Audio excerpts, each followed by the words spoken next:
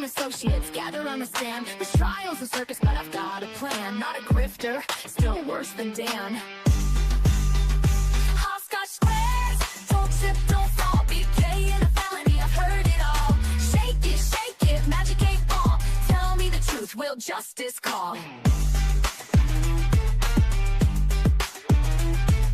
Me be the diva, she's running the show. Chief Capone and Meg, yeah, everybody knows. Rap or fap, well, nobody knows. What the corn echoes as the chaos grows. My credibility left in a vehicle. Hopscotch squares, don't trip, don't fall. BK in a felony, I've heard it all. Shake it, magic 8 ball. Tell me the truth, will justice call? What the corn echoes as the chaos grows. My credibility left in a vehicle.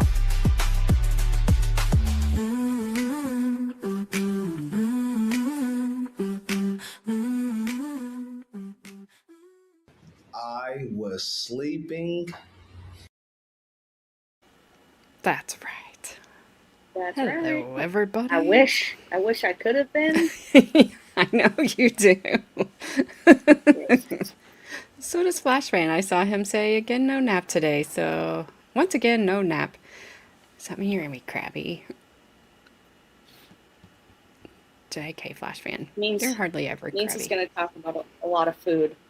Probably. He's one of those people when they're tired they get hungry. Like, I just want everything.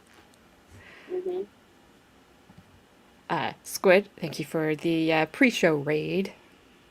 I do appreciate it. Thanks, Squid. I like Jeffrey. Oh, Jeffrey. We could really confuse AJ. Jeffrey. Flashman, nope. Oh. Squid, nope. Oh, Jeffrey. Oh, Jeffrey. Jeffrey. Ah, why you won't be like that? I'm just kidding. It doesn't take much to confuse me. I'm sure you know this, but so wouldn't be hard. What's up, Bry? How are you doing? Evening, Well, Dazzler? Go ahead. I said to you that I think Jeffrey thought you were sitting there the entire time that you put up the video, waiting. And then when he came in, he thought you were there watching. I was not. Sitting there for like 6 hours since you put up the video. Yeah. Someone's gonna mess with me in the comments. I know it. Oh, there he goes. Happy Toothpaste Day, Gabby. Yep. And I said, Yahtzee. What's up, Brie? Old Madison chilling in the pool. Look at her picture. She hates that life jacket. She hates it. I mean, she looks like a boss, though. I know. That beaver needs a shave. Gabby just wants to take that beaver out into the woods and leave it there. I want to yeet that beaver back into the wild. Well, I was trying to be nice. I couldn't think. What's up, Christine? F that beaver. How are you? I hope the other beavers teach her a lesson. Oh, you rated both YouTube and Rumble. Well, thank you very much. It doesn't, well, I don't have Rumble. Rumble's weird. Sometimes, like today it started right up after I started the intro. But yesterday it wouldn't. So some days it starts right up, no problem. But I can't have it going before I start the intro or it won't start at all. And then I have to back all the way out of it anyway. So Oh, jeez. It's kind of funny. Like, I don't know. Too many steps. Yeah. But today it was like right away when going. So I don't know. I can't figure that out. Tell us how you really feel, Flash fan. Yeah. See, we did get crabby fast, Flash fan. You'd be like, did you say crab cakes? Flash fan just lives at the Krabby Patty now. Yeah, he does. Krusty Krab, that's what it is. It's the Krusty Krab. He's just eating Krabby Patties all day. Mad Dog says, I bet she does. Oh, what's up, Spawn Trooper? I was actually don't take this wrong. It wasn't inappropriate. I was thinking about you today. I was like, man, we haven't seen Spawn Trooper in a while. So, look Well, at he's going to that. take that inappropriate, just to let you know. He's writing that down right now in his little notebook. He's like, AJ was thinking about me today. No, just don't know how to use Rumble. It's not hard. It just is it's just different. That's it. It's just I don't have Rumble, so I don't know. yeah. It's you saw him 4 days ago. Oh, Rumble chats disappear after a certain amount of time, so any chats in there would not have shown now. Oh. Yeah, and I didn't have it going. I had my YouTube studio open and going, but it didn't tell me, it didn't show that there was a raid. So I didn't know until you guys said something. But I mean, I wasn't sitting here when you guys came in. It's fine. Anyway. Clearly, because if you did, Jeffrey would have confused you. Ah, goodness gracious. There we go. So don't forget tomorrow I will not be here. I will be sleeping. You lucky. What did you have to do to get that done? Well, I'm going to go to the hospital, and then I'm going to get an IV. Not in my wrist this time, because that stings. And then they're going to give me some anesthesia. And then where do I sign for something like that so I can sleep? If your stomach starts making loud noises repeatedly like mine, then I can make it do that. You can go get a scope put down your throat. Oh, well, that's better than it going to the other end. Well, they did that in April. So, well, I think they're going in both ways, and then that's the end. So, that's, but it's not until 3 o'clock tomorrow afternoon, so I will be sleeping at this time tomorrow. Well, you're lucky. So, and I don't expect to wake up until Thursday. Well, I mean, you know, I know it's a procedure. You're going to be fine, by the way. I'm a little jealous because I would love to go to sleep right now and wake up on Thursday. Yes. They had called me yesterday to see if I could come in tomorrow morning at 7:45 instead of tomorrow afternoon. I'm like, I doubt it. My husband rearranged his schedule so he could work tomorrow morning and then take me to the hospital. And then, so I'm like, I don't think I know he moved stuff around, but yeah.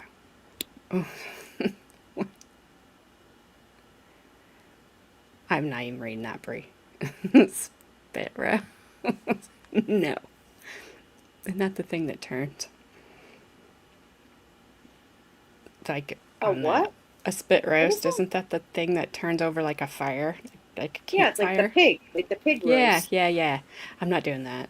Yeah, it doesn't go all the way through her. Brie, Jesus. Well, no, Bad Dazzler said that.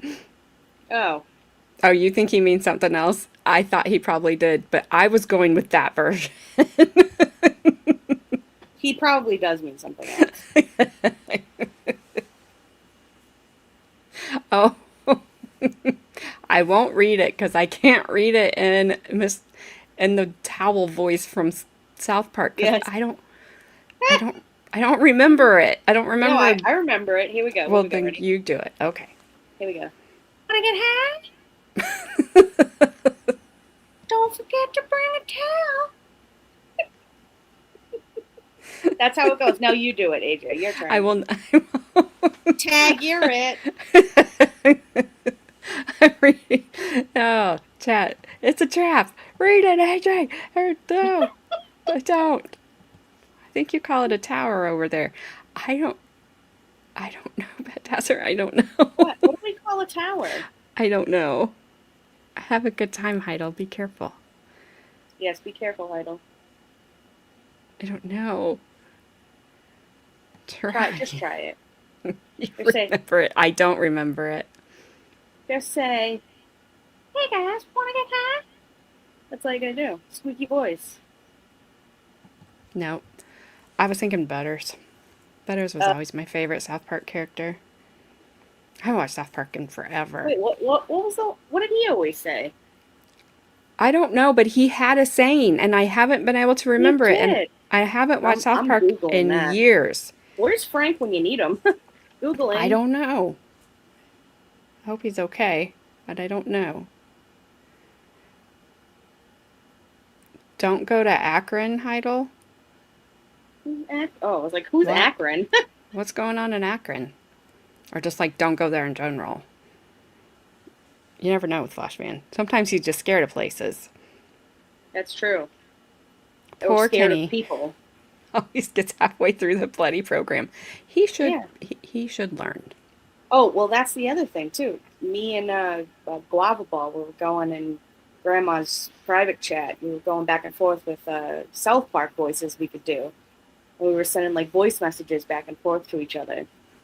And it was hilarious. And then Caleb jumped in on it. And he can do a great, what's his name? Chef. He can do a great chef. It's hilarious. He sings the whole, suck on my chocolate salted balls thing.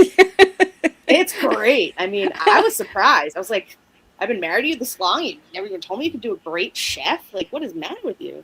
I thought you were gonna I thought you were trying to censor that, and then you were like, No. No, it was funny. I didn't think you needed to. I'm not saying it in any voices. Akron is the hood of Ohio. Flash fan. Wow. Ah, Flash fan. Flash fan. Do I need to kick you in the leg? How's it going, Speedy? Wow. I don't know. Okay. We've got a little bit to get through. It's the teacher. It's easy. Okay. That one always makes me think of Carmen. I saw she confirmed it. What's up, Snipe? Are you good, Okay, sir? so I just listened to a Butters thing, and he's like, bitches can't be trusted. That's how his voice sounds like. Bitches can't be trusted. That sounds more like Cartman. I can do a pretty good Cartman. Yeah, you can do a good Cartman. Butters was like so innocent.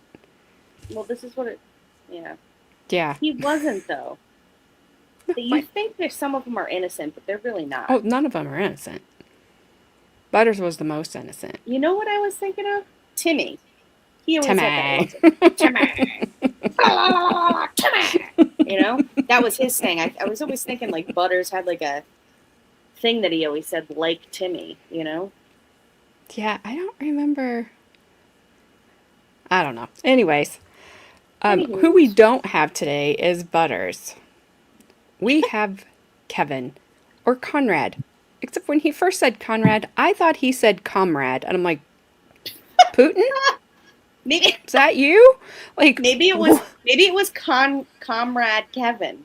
Maybe that's who they were. I was thinking he wanted people to call him comrade. I'm like, what is wrong with you? Why? You're not in Russia. Like, stop it. But That's hilarious. now he's just... Bad dancer. That's what he is now.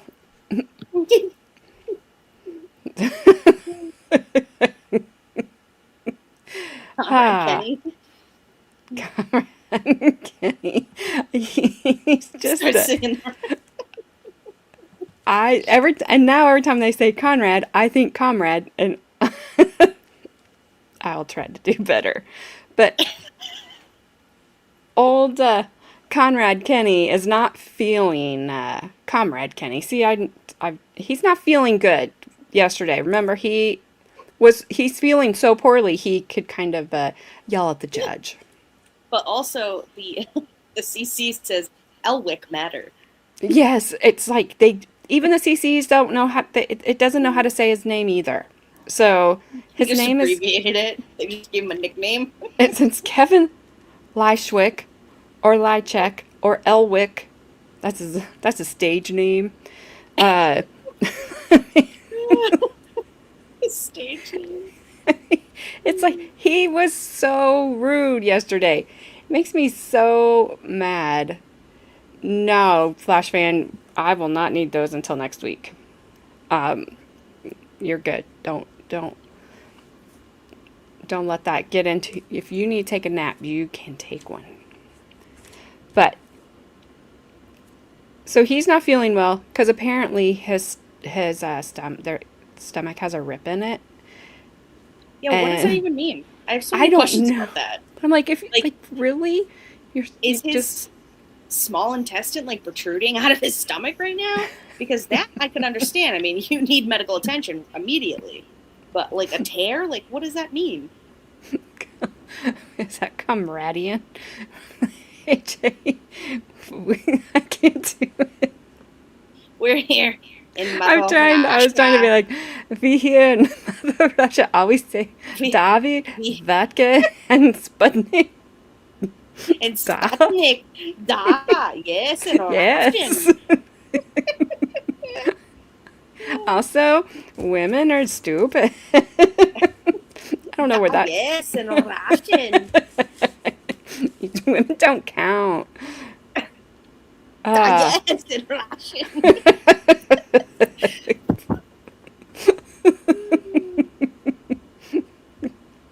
Oh my gosh. Anyway, so he argued with the judge about how poorly he was feeling, and then somebody made, I don't know which one of you made the joke yesterday when the state said they had handed him some paper copies of their exhibits because he wouldn't allow the deputies to go into his cell to bring him his court stuff, and the state's like, we took the staples out. Somebody said he needs those for the tear in his stomach.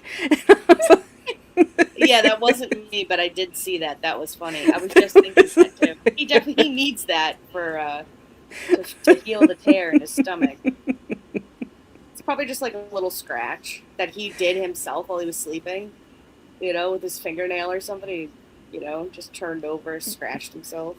I mean, he's just, if you're feeling that bad that you can't understand anything. Yeah. And that you have a tear in your stomach from what? Who knows? Yeah, it's fun. I wasn't gonna try it again. Thank you for trying to make it easier for me, though. Shvatka I and Sputnik. Ah, yes. In But said- Russian. Well, see, now I don't know what to do with the W. What? Too much hair dye. Vodka? No, it's Shvatka. Not vodka. I thought at first when I saw that I was like, is he saying Willy Wonka? What is that? Which one? The W. Spawn The original? No, just the original vodka. or Johnny Depp. Which Willy Wonka are you gonna be? Definitely not Johnny Depp. That was probably the worst movie Johnny Depp ever did. It was a in little my creepy, opinion. but I kind of liked the movie. Is that an Indian Russian, Gabby? It could be. You never know. We already went through this in Discord. Bad Jazz from the worst. Flash fan had me doing, I don't know, a Croatian accent. I had to go look it up to try to copy it, and it was bad. It was bad. I can imagine. I will believe you on that. So anyway, he argued with the judge. I don't think he asked any questions.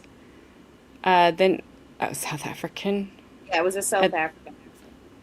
And then he asked the judge if he could address the jury, because every attorney can just do that whenever they feel like it in the trial. The judge said no, so he went ahead and said whatever he wanted to say anyway to the jury, because the judge said no. And then we heard about 1,000 years of Karen, I don't forget her middle name, Gummin, CV. I didn't know when we left the CV and got into like what was actually happening yesterday. When they said her last name, I was like, Gummin. I bet she is. She goes home, shake them teeth out. She be gumming it. Yep. I was like, no wonder. She's like, middle name is whatever she said. I forget what it is. Then said her last name. I was like, okay, I got it. Yeah. Good choice. Good choice. Let's hyphen that last name, shall we? Put a hyphen in there. So we're going to resume court today after they did, I think they went to their lunch break maybe. So we will resume now when they're coming back from break. I think there's a little back and forth. It's not very long. It's like 2 minutes. And then we got 30 minutes of Karen. And then we're going to get into some, a detective and a specialist. And that will, I love how he said bye to me twice. Gabby0404 is me, Spawn Trooper. what's up, whoever? Gabby. Oh, mid-morning break. Yeah, well, they're on break because they needed one. Sniper. She's just pictured a Timmy. Timmy. How are you, whoever? All right. Oh, has the volume been okay? Because, like I said, everything gets... Yeah. I was driving home, and I passed one of the power company's trucks on my road, and he was just getting out, and he was looking up at the power pole. And I was like, looked up at the power pole. I was like, those vines up there that I know you're going to climb up there and get has caused me to not have any power when I get home, so help me. I'm coming back. Then I got home, and I was like, okay. So, I think we've, knock on wood, almost made it a whole week without losing power. I just knocked on. It's compressed wood. Does that count? Counts for me. All right. All right, let's go to the Elwick matter. Let's do it. Yes. In Russian. Dang it. For some reason, I have a feeling something's messed up, but I don't know what it is. I don't know. We're all messed Snipe, up here. but I have a feeling that something is going to go wrong. I'm scared to hit What play. can go wrong now? I don't Everything, know. Okay. AJ, should you be looking at the Power Man's pole? he had it out. Did he have it out while he was on the pole? He wasn't on the pole yet. Oh. He was looking at the pole, getting ready to get on the pole. I'm like, okay. Oh. So, I can't believe you just said all of that out loud. I did. Well, bravo. Thanks. Bravo, Linda. Good job. All right. I told you my bun was too tight. She's like, my butt's too tight. Hey, look at that guy looking at the pole with his pole out. And so many poles everywhere. My bun's really tight. I should probably do something about this. Oh, it is a headache. So he was watching his pole. Yes, he was watching his pole. Then the electricity guy was wood AJ.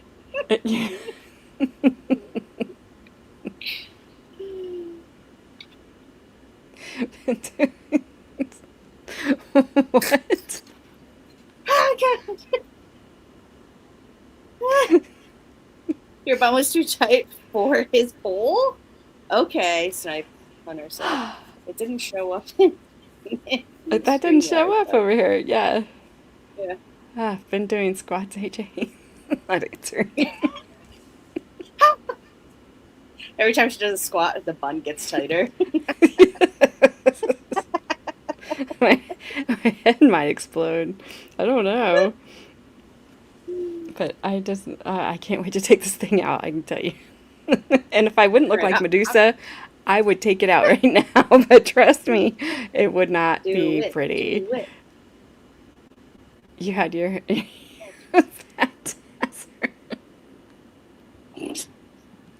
you already had your hair in a bun. Safety first. That's right. I don't want anything to get caught up. Oh, it was. I'm not in. Okay, I'm in play. I don't know what's gonna happen. I hope it works.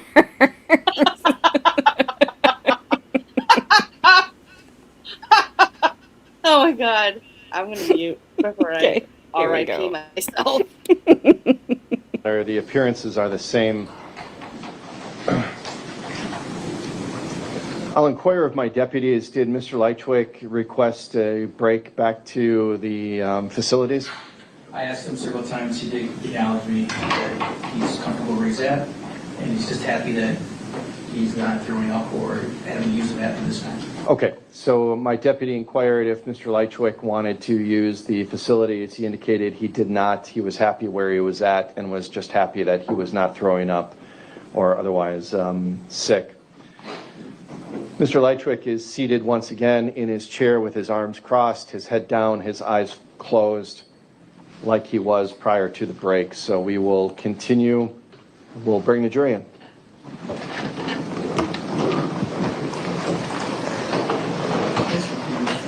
Okay. Still sleeping.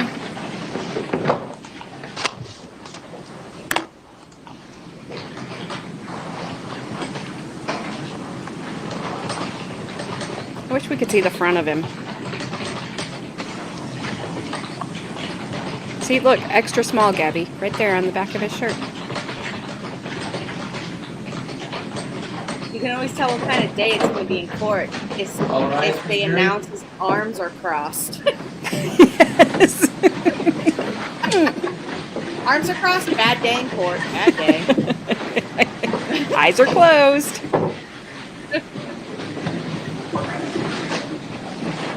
He's Mr. He's Mr. Sulky Pants. I don't know. Your hair's in a bun too.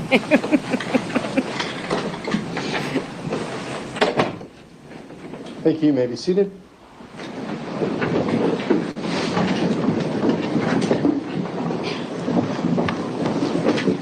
Ms. Gilman, you remain under oath.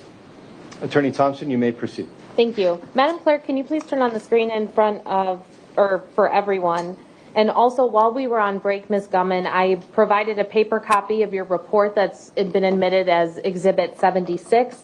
That way you can refer to that if you need to as we go through the other final responses in this case while keeping the photographs up for the jury.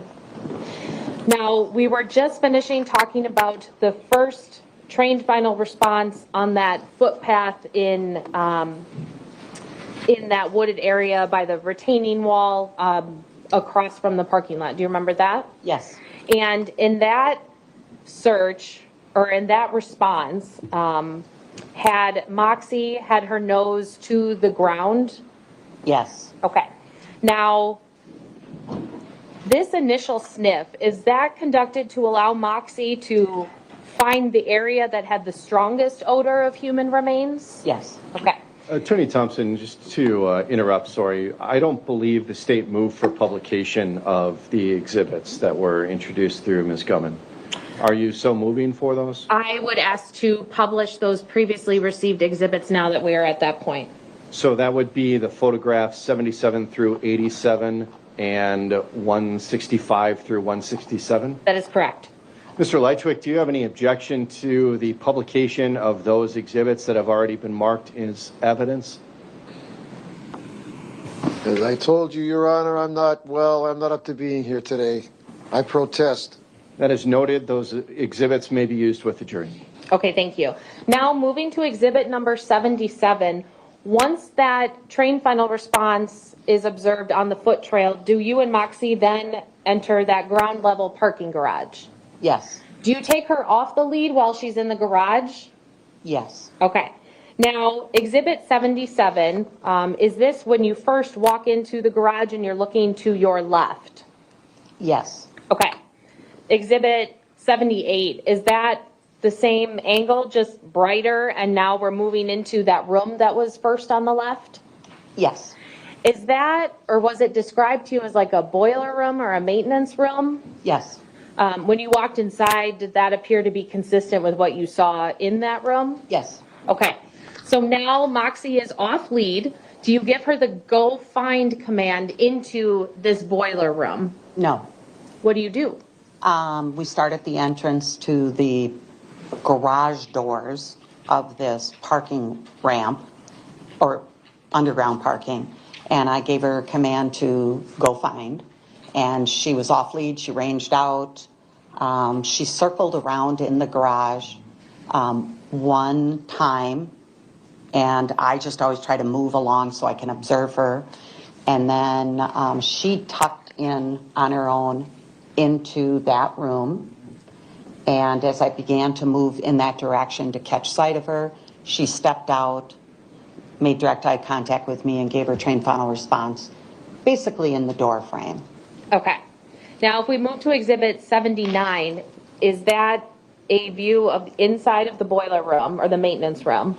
From that doorway looking directly in, that's the picture of that. Okay. And you said that Moxie gave her trained final response in the doorway of this room? Yes. Did she give any trained final responses inside of this room?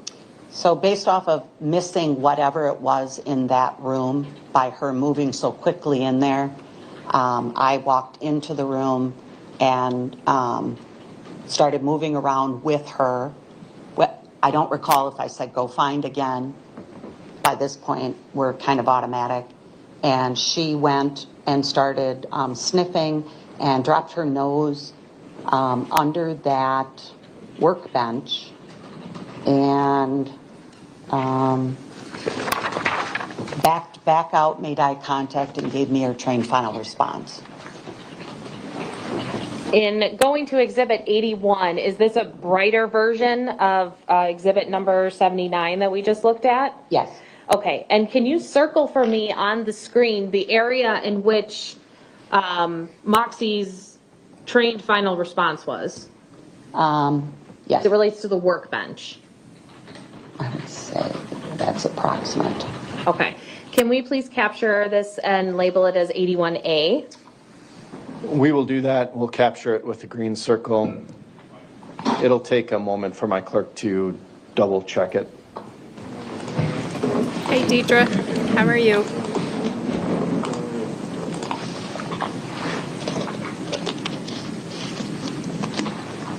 Okay. Thank you. Now, was there another location in this boiler room where you observed Moxie give a trained final response? Yes. After that indication, I began to move through the space more methodically with her. She was self-sniffing, but moved past the workbench, and then in that far corner, there's remnants of carpet. She dropped her nose underneath. I don't recall if she snorted or not, but she backed right out, looked at me, and gave her a trained final response. Okay. I'm sorry, Madam Clerk, thank you. Going back to Exhibit 80, is this now the corner of the boiler room in which you were just talking about with the carpet remnants? Yes. Okay. And, oops, I'm sorry, I don't have a brighter version of this one. But if I make the screen larger, in that back corner there, you see all those rolled up carpets? Yes. Can you circle on Exhibit 80 where you saw Moxie give her trained final response? Approximately that green circle. Okay, can we please screen capture this and mark it as Exhibit 80A, please? We will make this 80A.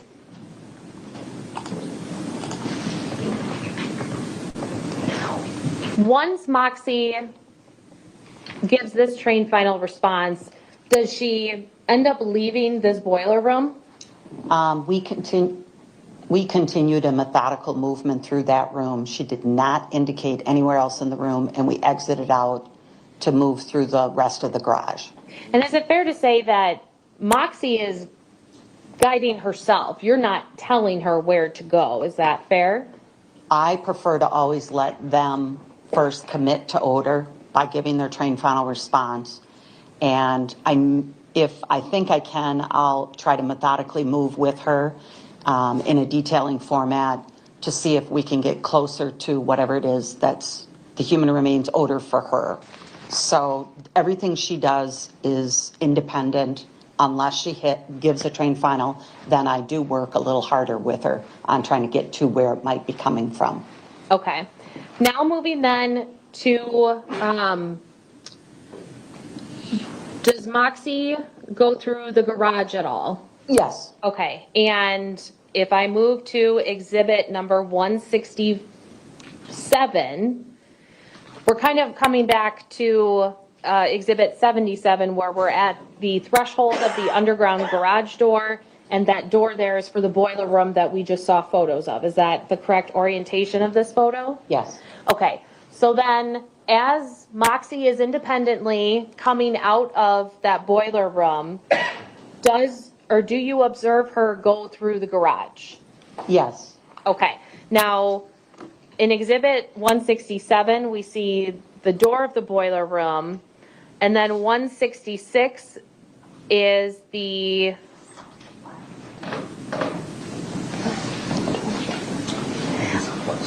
okay. In exhibit 166, is this the part of the garage that's facing North Street? From what you can remember? No, I think, I got disoriented, like where our cardinal directions are. I thought the back of the garage, as we're looking at it, was more parallel with, is it Westmoreland? Or Moreland Boulevard. Moreland Boulevard. That's where I thought it was. Okay, I might be wrong. No, that's okay. But this is the underground garage. As it continues, it's on the same side of the boiler room. Is that right? Yes. Okay. Then if we go to 165, is this, if you're standing in the threshold of the garage, you're looking to the right? Correct. Okay. Does Moxie walk throughout the entirety of this garage? Yes. Does she give any trained final responses in this garage? She did. Where? In this picture, where would you like me to start? I'll start here. Okay. Since she came out this doorway. So she moved along passing dumpsters that were there. I don't know if those were the exact dumpsters. I don't know what cars were there. And then she moved between the gray car and the wall. She moved along the wall. She ended up giving a trained final response in that vacant portion in the back area of the parking stalls. Can you circle for me? To the best of my ability, it was not that car, and it was somewhere approximately around that pillar, but not that car. Okay. Can we please screen capture 166 and mark it as that, as letter A? That will be included into the record as Exhibit 166A. Now,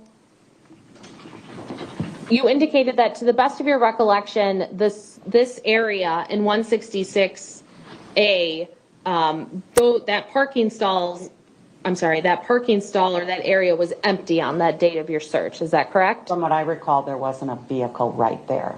Okay. Now, does Moxie then continue along that wall and go to the opposite side of the garage? I would have gotten her going again, knowing that we're just looking for information. And so we moved along that back far wall with no indication from Moxie that she detected the odor of human remains. And then we came along this wall and whatever was in the area, and she conducted another trained final response in this area. This is now Exhibit 165 that's on the screen. Thank you. And can you, to the best of your recollection, can you circle please where Moxie gave a trained final response in Exhibit 165? I thought there was some stuff there, and it was in that area, is what I recollect. Okay, can we please screen capture 165 and mark it as letter A, please? That will be part of the record as 165A. From the garage, did you then go inside of the apartment building at 1512 East North? Yes. Did you specifically go to apartment number 13? Yes. How did you get from the garage threshold here to apartment 13? We exited the garage door, and we again went along that side of the building, up a staircase, and made entry on what I would describe as the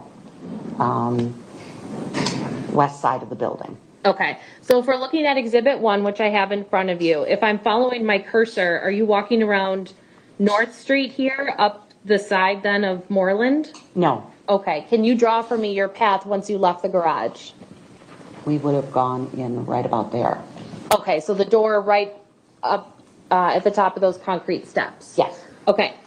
Now, as you are walking up those steps, once you're in the building, is there a long hallway? From what I recollect, yes. Okay, and so do you give Moxie the go find command prior to going into apartment 13? I did not. Okay. Now, once you're inside apartment 13, Clear the screen. oh, I'm sorry. I'm going back to exhibit. We'll start with exhibit 83. Now, when you open the door to apartment 13, is this the view that you have when you're still in the threshold of the doorway? Yes. Okay, and it appears that if you go down the hallway, it leads to a bedroom. Is that fair to say? Yes. Okay. Now, if you go straight to the left, where we see that orange iron on the counter, would that be the kitchen of this apartment? Yes.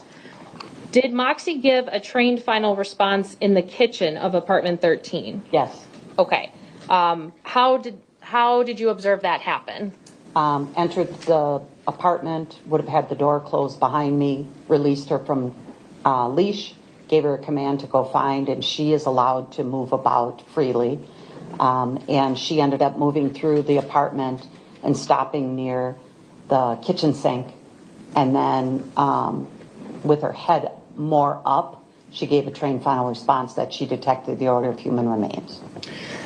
We've been talking about her trained final responses with her nose to the ground. So did it make any difference to you that her head was slightly upwards in this trained final response? To me, it's she's doing the best she can. This is what she can give me, but she's not specific to anything around that area. So it lends itself, it's either fainter, older, or there's nothing she can put her nose on. If we go to, going backwards a little bit, but exhibit 82, do you recognize this area of the kitchen? Yes. Okay, and was her trained final alert underneath inside this cabinet, or because her nose was in the air, was it more of the area? It initially was the area. Okay. Yes. Did she give a trained final response then in a more specific area of the kitchen? I don't recall how we got those cupboard doors open. I most likely would have asked somebody if we can open them. And once the doors were open, she did again indicate, but nothing very pronounced, giving her trained final response to the odor of human remains. Okay. Then as we go back to that front hallway at the threshold of the door, and we continue down the hallway, exhibit 84 is a closer up version of exhibit of the one we just saw going towards the bedroom. Is that correct? Yes. Okay. And once Moxie is inside that bedroom, does she give any trained final responses? She self-initiated going in there. She did extend her nose up to an empty dresser area up higher and conducted her trained final response that she detected the odor of human remains. Okay. Once you are finished in apartment 13, is there any other location on the property where Moxie is taken? We did an exterior around the actual building, and she did not indicate around the building to the fact that she detected the odor of human remains. And then we went up the concrete stairs to the northwest, and I took her off traffic lead, and she pushed forward again, and then she cut more into the woods. And as I was following her, she dropped her nose down along a log, nose straight down, and then turned around and gave me direct eye contact and conducted a trained final response that she detected the odor of human remains. Okay. If I'm showing you on the screen now what has previously been admitted as State's Exhibit number 19. And do you recall seeing, strike that. We see concrete stairs more towards the left of Exhibit 19. Is that correct? Yes. Okay. Are these the stairs that you came out of the building on?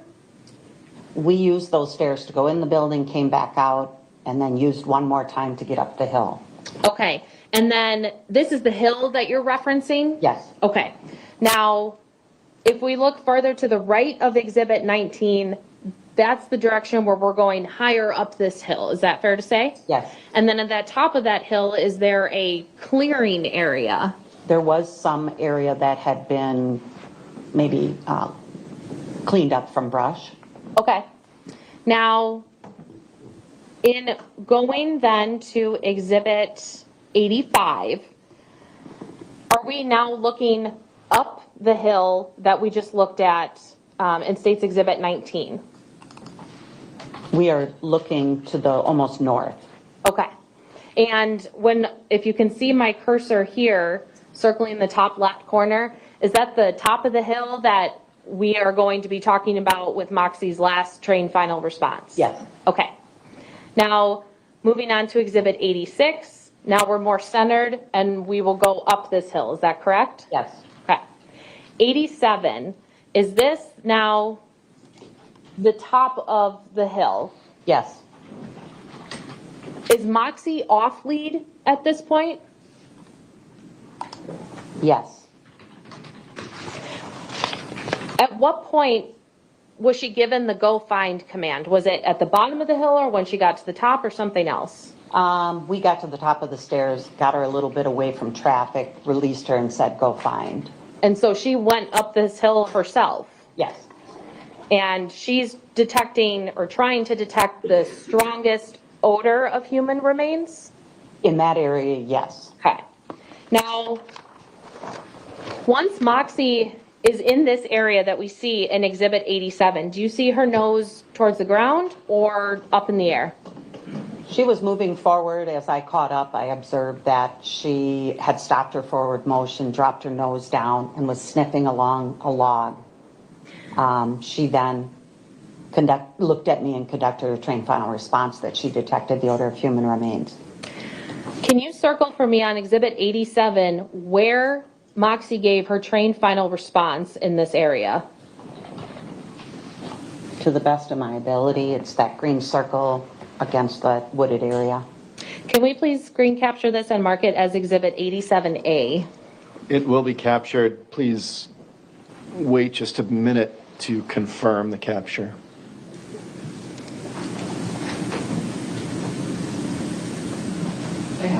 Okay. Thank you.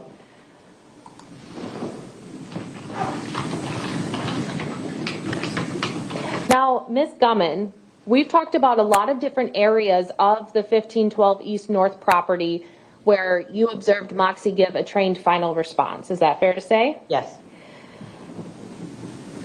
Did you find,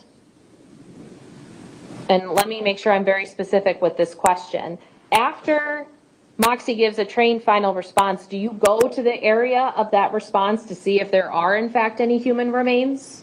Whenever she gives a trained final response, I'm up by her to look around and observe if I see anything. That is correct. In any of these responses, when you were by Moxie, did you see any human remains in any of these areas? I saw no human remains. Now, if I were to tell you that that first photograph that we observed, or that photograph of the footpath area where Moxie gave her first trained final response, if I were to tell you that there had been human remains located in that location that had been there for approximately 6 to 7 months, what, based on your training and experience, would that tell you about the intensity or quickness of Moxie hitting in that particular area? Based off of my life experience, I would guess that there was still bits of odor from the body decomposing into the soil, and for Moxie's nose, she could detect the odor of human remains, and maybe at a much finer tune level than anything laboratories can use to prove it. So if human remains were found, let's say October 30th of 2024, and now Moxie is hitting in that area on November 19th of 2024, that odor could still be in the soil? Is that what you're saying? Yes. What if somebody were to, after the remains were removed, walk through that area? Would the odor attach to something maybe that person is wearing? Yes. If someone were potentially gardening in that area, and let's say they take those gardening tools and put them back in the boiler room where you saw gardening tools, could the odor of those human remains follow that gardening item into that boiler room? Yes. And would it be fair to say that Moxie is not detecting the odor of human remains of a specific person? Is that fair? That is correct. They're trained to detect the odor of human remains. Upon death, we become generic human cadaver odor. Okay. So without finding any human remains as you were next to Moxie during her responses, and if I were to tell you that a body was not recovered in apartment 13, based on your training experience, how could you account for the fact that Moxie gives a trained final response in apartment 13 knowing there's no body there? Based off the information that a body was decomposing for 6 to 7 months, for a human remains detection dog, everything is probably contaminated within that driveway, anybody that's been walking around in that area. And that was the only apartment we sniffed. So I couldn't say if everybody was contaminated by it, but it gets into everything. Would the analogy of the smell of a skunk help explain this concept of the odor transferring between objects and being in a location where there were no human remains in the investigation? The odor of human remains could be described for us humans, because our noses aren't like it, like a skunk. When you're driving along, you smell it. As you get closer, you probably go past its carcass. You keep on going, and it takes a while to miss it. If you were to drive over a skunk or where it's just been killed, chances are your car's going to smell like it. So I think it is very safe to say that due to the time of that body staying outside near the driveway and all of the gardening and yard work that's being done, couldn't help but be carried into the building by whomever was around it. So the fact that Moxie's responses in the garage, the boiler room, apartment 13, the fact that there were no human remains there, but in taking into account this concept that the odors can move with the objects, that doesn't mean her alerts were inaccurate in these locations where we know there were no human remains. Is that correct? Detection dogs are trained to detect the odor of something. We would love for it to be source, but often it's just odor. So where that dog's threshold begins and ends, more mature, seasoned dog is going to be catching odor finer tuned, faster, more specific than maybe a brand new dog whose database hasn't grown as much. So she is trained to detect the odor of human remains. Would love to have source, but I can't control that part of it.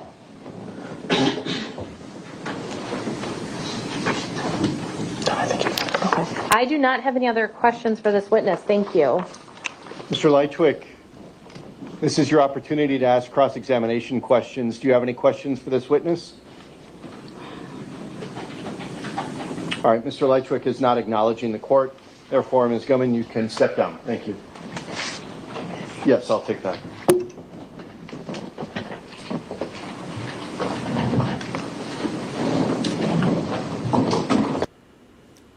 Okay, so are they saying that he laid out there in the in that area for 6 to 7 months?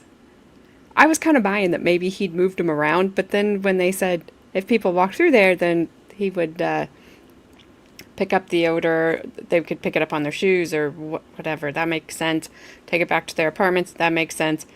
It does not make sense to me that that would have laid out there, that body would have laid out there through the summer. Right there, where everybody is, right by the driveway. that would be smelling bad. And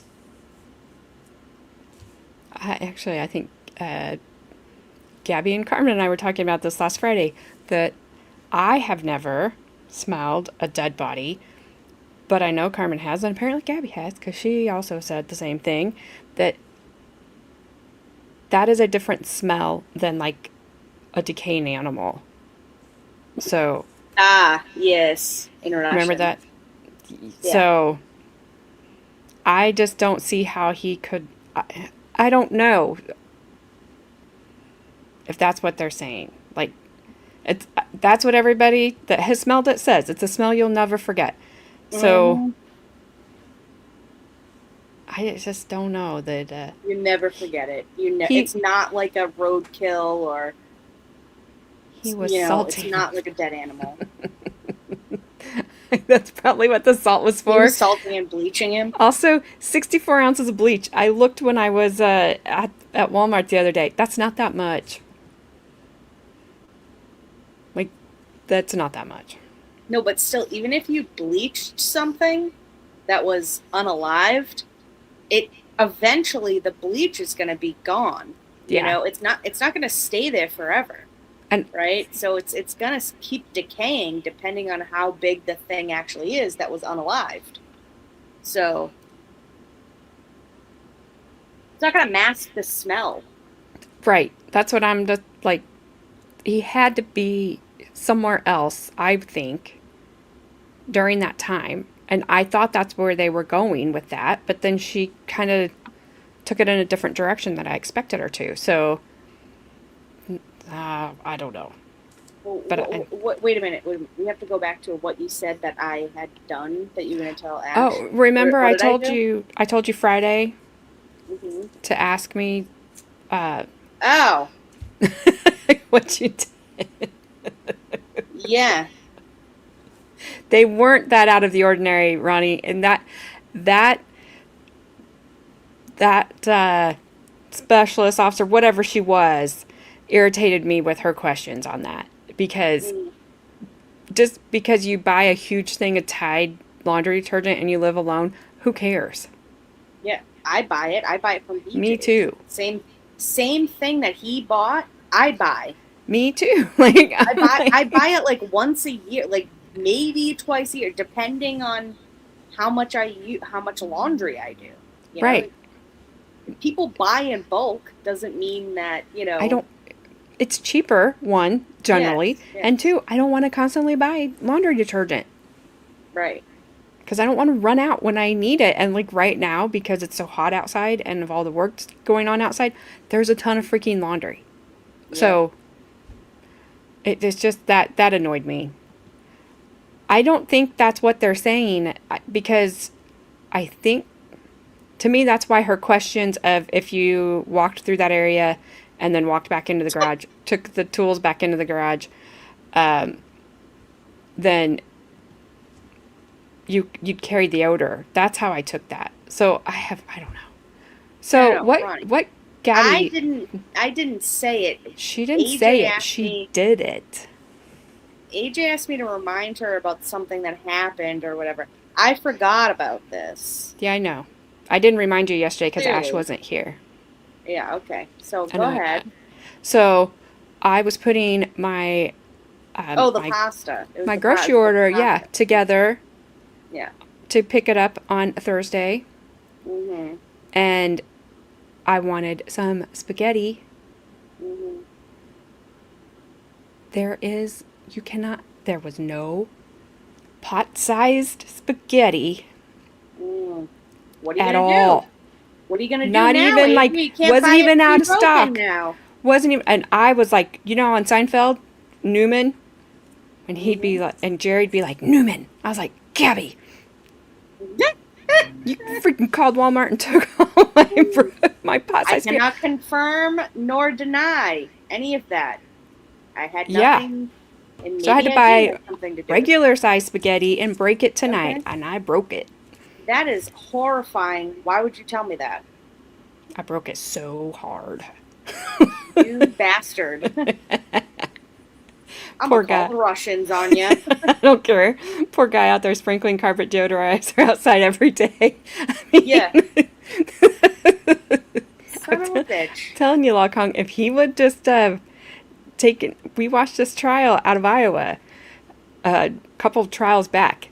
She hid her decomposing husband's body in their bed in their bedroom for 18 months in a house with no air conditioning in Iowa with a towel wrapped under the door and a no one little smelled air it. freshener. No one smelled He it. smelled it. I'm like, Anything. there's no way no one would smell that just from one little air freshener. What's the air freshener? Because I want to buy that shit right now. I know Just one that. air freshener? Come on. Like, You'd have been dousing that thing in lime or something. You can't. Or just one air freshener? I know. She's a little bastard. Look at them all. They're all putting up scissors now. Thanks, Ash. They're following you. Don't teach them bad habits, for goodness sake. pre-break them or use scissors. I just broke them. Rude. Look at what Ronnie said. And she broke hard, too. I did. I broke The way them you so said it. She's like, I broke them so hard, too. Did it go to the right? Maybe. Mm. The body was in the woods under that pile of twigs, branches, whatever they were. It doesn't make any sense. I still say take a trip through northwest Iowa and tell me you would smell it. Maybe one of these days. Maybe that's No. what happened. Is the whole little town of Defiance had the Rona before Rona was known, so they couldn't smell anything. Yeah, maybe that's true. I They're all up mean, there no. wearing masks and shit or something. I just broke it in half. I just needed them to fit in the pot. Ash just likes to add, more, extra onto it by putting up the scissors. I know. It's like she I love boils it. the pasta regularly, like how you should, all together, and then she puts it on her plate and she has a side of scissors next to her, and she's just cutting them. It makes absolutely no sense. Just leave it alone. I love how we were talking about dead bodies and broken spaghetti. Yeah, I mean, this is just the way it goes. Hey, I broke it, and I still twirled it around my fork. Just No, you so. didn't. Oh, I did. You think you did. Nope, but I you did. didn't. I'm telling No, you, you didn't. it grew. If you broke the spaghetti, like you said, It grew. so hard, too. I broke that shit so hard. It's just like, I went so hard on the spaghetti. I did. That thing was, like, unrecognizable. It was because I like to buy it pre-broken. Then I don't have to be so mean. And then she's like, and then I twirled it with my fork. I don't even believe you. Pictures I or it did. didn't happen. Well, I can't take any pictures because I ate it. Well, next time you'll take pictures. And then I believe will. you. Don't you think I I will? hope you do. I didn't have hope to you use a do. spoon. I didn't have to use a spoon, Deidre. I just used my fork, and it fit. What are you using? One of Madison's forks? No. But thanks for thinking my mouth is so small I could.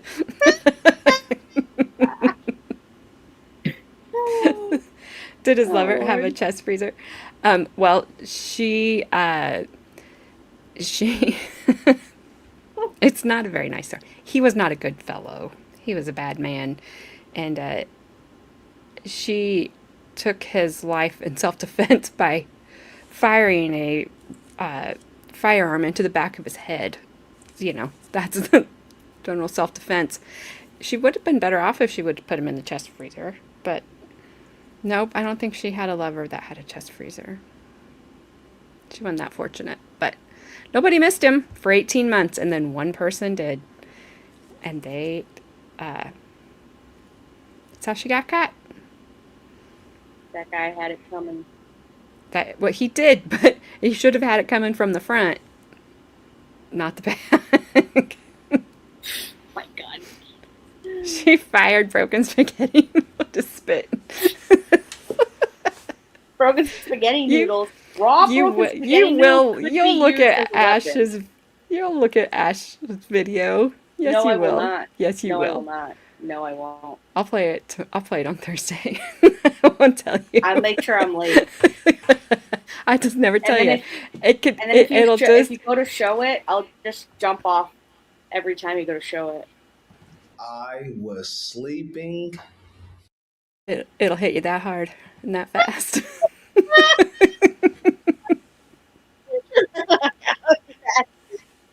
You guys are kind of debating me.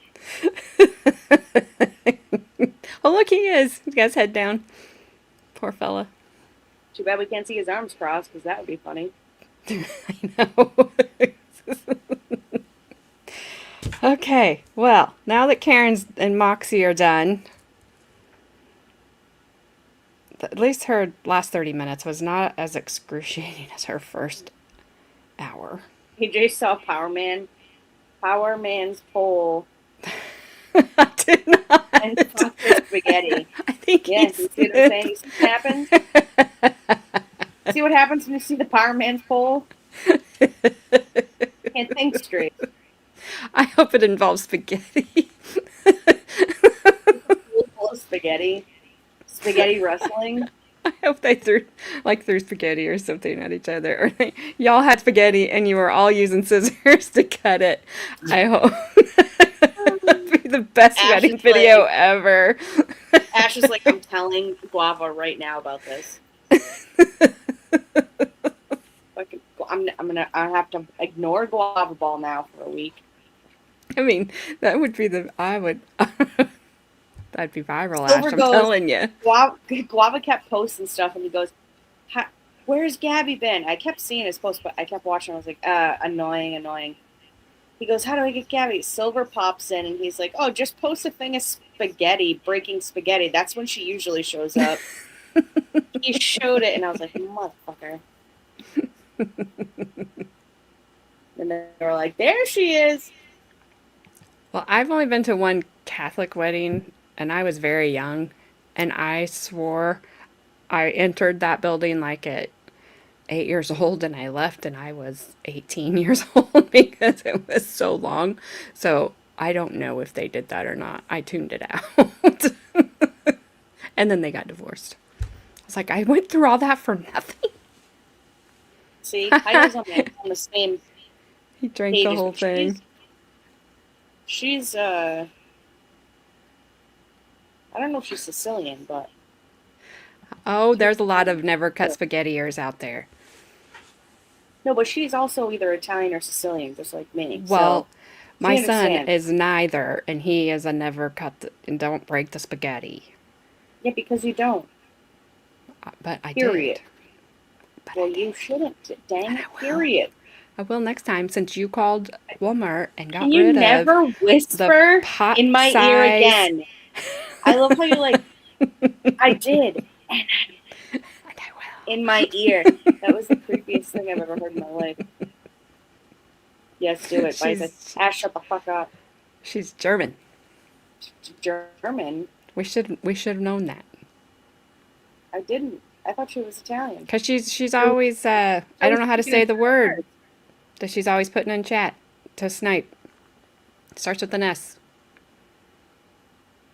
Stunad. Yes. Means stupid. Don't call me that, please.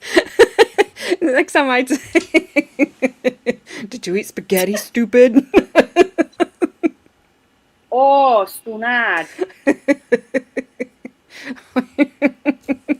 Goomba.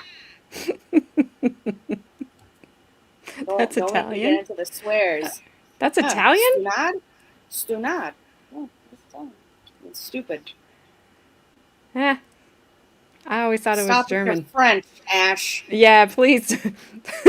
We've had Russian, and now apparently they're Italian or German, and now French. Squarehead. I, That's what that means.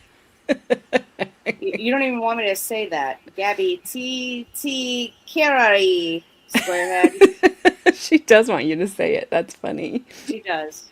Square pants, exactly, whoever. Thank you very much. Oh, maybe that's... Bapangu.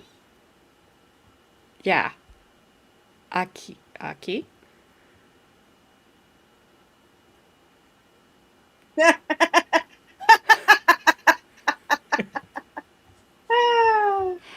That's great. I'm sending guinea fowl You to don't want me to both your call you houses. some bad words in Sicilian. That's what bad. I would prefer you not. I'll take If I say stupid. pukiak, then, you know, I'd be it's like, bad word. dang. Dang. Porque? Exactly. You don't even know what I just said. I would But say. if I call you that, it's a bad word. All right. Well, I got that it was Gabby, bad. Fonda, Sheza. Sounds like the name of a Oui. fine dining restaurant.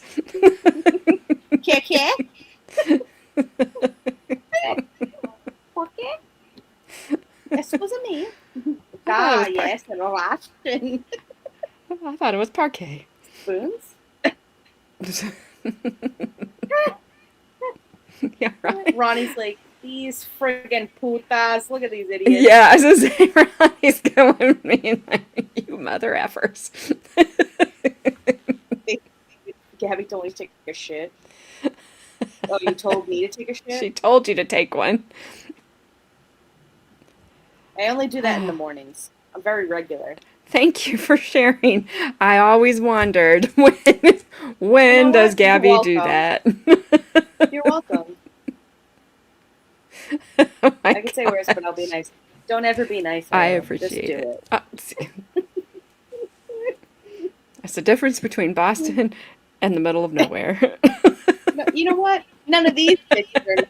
They just me talking about broken pasta. All right, I was being nice tonight. I was having fun, good time. AJ had to remind me about forgetting to remind her about her pasta story.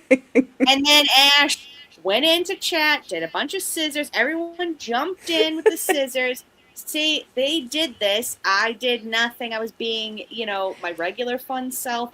They did this here. You see? But it's going to be my fault because, It's not your someone's fault. going to blame me for something. There's no blame around here except for you getting rid of my pot-sized pasta. Hey, I They said didn't even have there was like not even She's really a mad about place. those. There's not even a place. Hey, you know what? How about you blame the tornado, not me? Okay? Because the tornado was here and that was in Bloomington, not here. Yeah. So What do you think? I control all the pasta around the whole world? apparently I got that much pull? Apparently. Now Deidre's saying stuff. You see? You see what's happening? Now we got Deidre into it. I mean, dang it, Deidre. What kind of friggin' language is that? It looks like French. You see? Ash, what'd she just say? Did she all tell us to go fuck ourselves or what? What is this? I don't think Deidre's going to say that. It's always Gabby's fault. See? See, Ronnie knows.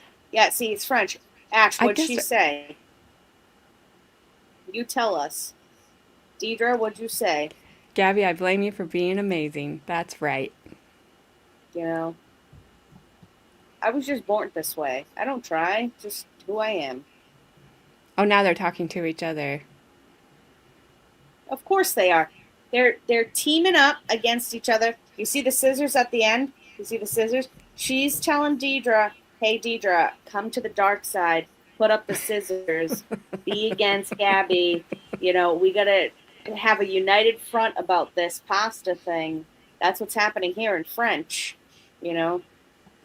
I didn't remember it.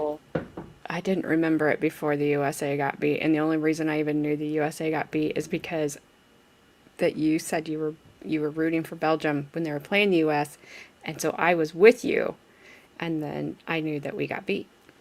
I couldn't tell you any other thing that's going on.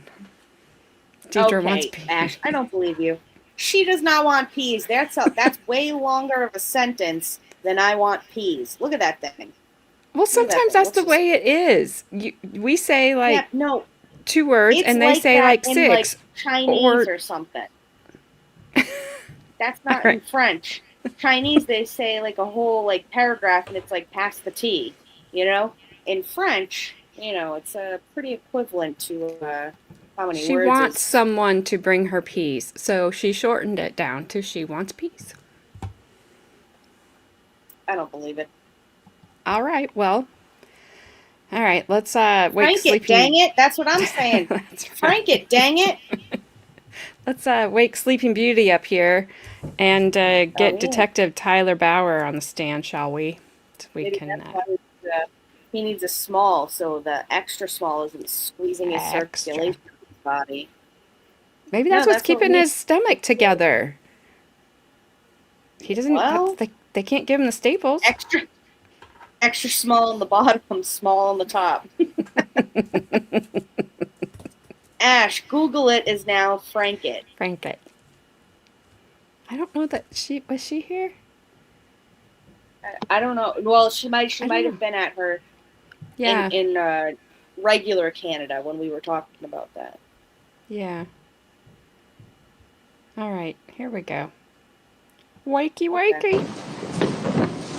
Attorney Thompson, do you have another witness ready? I wish he would nod off, pretend to nod off. Attorney Tom Bosco, you can Since call the your judge answer. called him out for not doing it yesterday.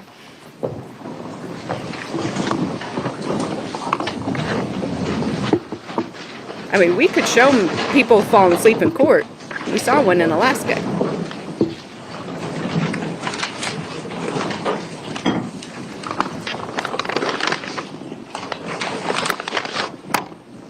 Detective, you can come up to the witness stand.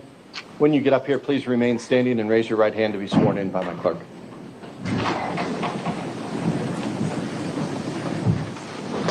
Do you swear that the testimony you're about to give in this matter before the court shall be the truth, the whole truth, and nothing but the truth, so help you God? Yes, ma'am.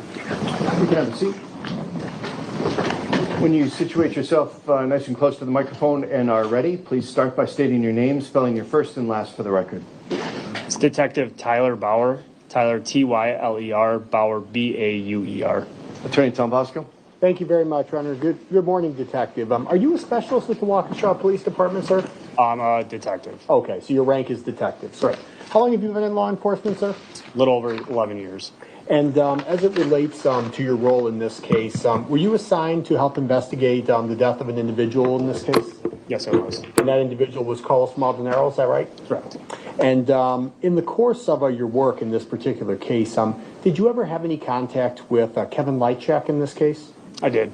And directing your attention to November 26th of 2024, did you assist with the execution of a search warrant at Mr. Lychwick's residence? I did. And for the record, Mr. Lychwick's residence is at 1512 East North Street, apartment number 11? Correct. And this was a unit that was rented by Mr. Lychwick, correct? That's my understanding, correct. And when you assisted with the execution of the search warrant for Mr. Lychwick's apartment, were you assigned to search a specific area? I was. Which area of his residence were you assigned to search specifically? Specifically, I was tasked with his bedroom and then the living room area. Turning your attention to the defendant's bedroom, was there a particular item on a chair next to the defendant's bed that stood out to you during your search? Correct. There was a rope.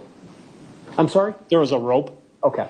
And to your knowledge, was that rope ever photographed? It was. And if I showed you copies of several photographs of that rope, do you think you would recognize them here today in court? Yes. Okay. Madam Clerk, at this point, can we please just project this for the witness?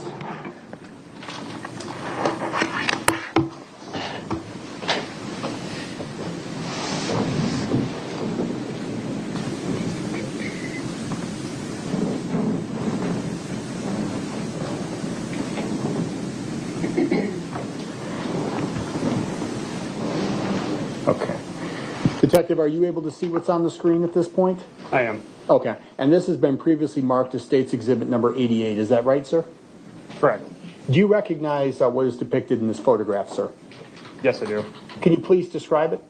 It appears to be a knotted up or tied white piece of rope around what appears to be a folding chair. And this is the rope that you located in Mr. Lychwick's bedroom? Correct. Okay. Yeah, I now move the exhibit into evidence and ask that it be received. Mr. Lychwick, do you have any objection to the receipt of exhibit number 88?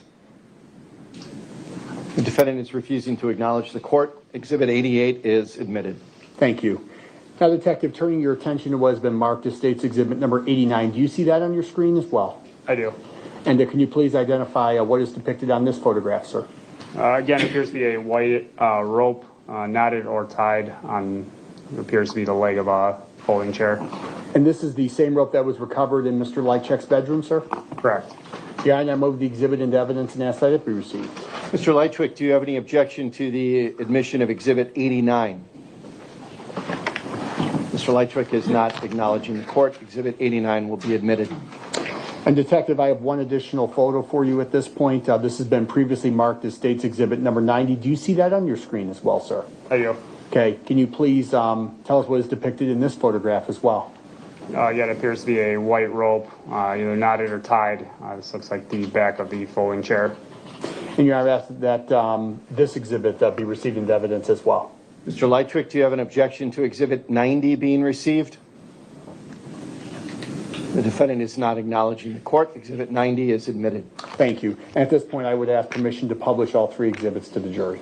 Mr. Lychwick, do you have an objection to publication of the exhibits?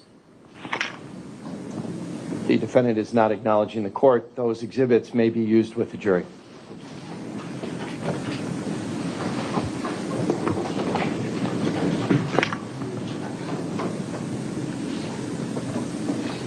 Detective, this is exhibit number 88? Correct. Okay. And this is exhibit number 89? Correct.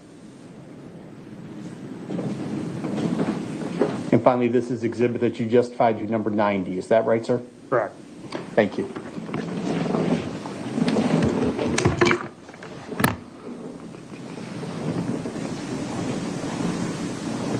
Detective, do you know whether this actual white rope was collected specifically from the residence? It's my understanding that it was collected. And when a piece of evidence is collected pursuant to a search, what typically happens to that piece of evidence? It would be brought back to the police department typically and property inventoried. And is it sealed or in some way made sure that it is not contaminated in any manner? Depending on the item, it would determine how it was sealed. Most likely with this, it would have been in a plastic sealed bag. However, it also could have been in paper as well. And if I showed you that particular item, would you be able to recognize it, sir? Yes. Okay. Your Honor, at this point, I do have two physical exhibits. I would ask permission to approach the witness to show the witness the exhibits. You may approach. Make sure that Mr. Lychwick has an opportunity to view those first. Mr. Lychwick, would you like to see exhibits? Are they 91 and 92?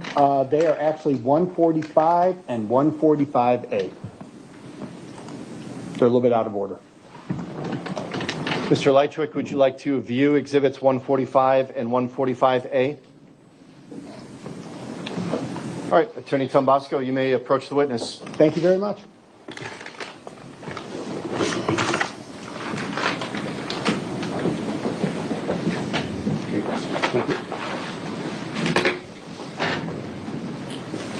For the record, the witness has been given black latex gloves and a scissors as well. Thank you, Your Honor. Detective, can you just look at exhibit number 145 and State's exhibit number 145A and just let me know if you recognize those two exhibits, sir?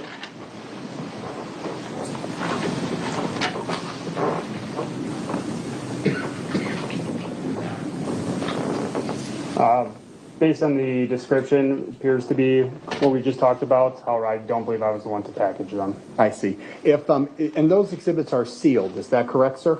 Correct. And you have been provided with a copy of latex, or with a pair of latex gloves and a pair of scissors, is that right, sir? Correct. And if you were to break the seal on those two particular pieces of evidence, do you think that would assist you in recognizing them, sir? Yes, it could. Yeah, I would ask at this point that the witness be allowed to cut open the exhibit and review it. All right, the witness may proceed.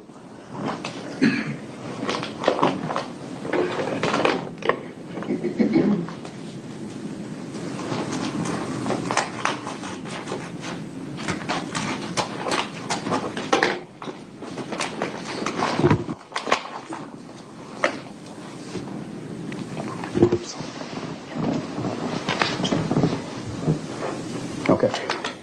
Sir, have you been able to break the seal in one or both of the exhibits, sir? Exhibit 145. Okay. Do you recognize that exhibit, sir? Yes, it appears to be the white rope from the chair. And that's the same rope that you observed in Mr. Lychwick's apartment? Yes, it appears to be consistent, yes. Yeah, I remove the exhibit into evidence, ask that it be received. Mr. Lychwick, any objection to the receipt of Exhibit 145? Hearing none, that will be received. And Detective, I'd ask that you do the same thing with exhibit number 145A.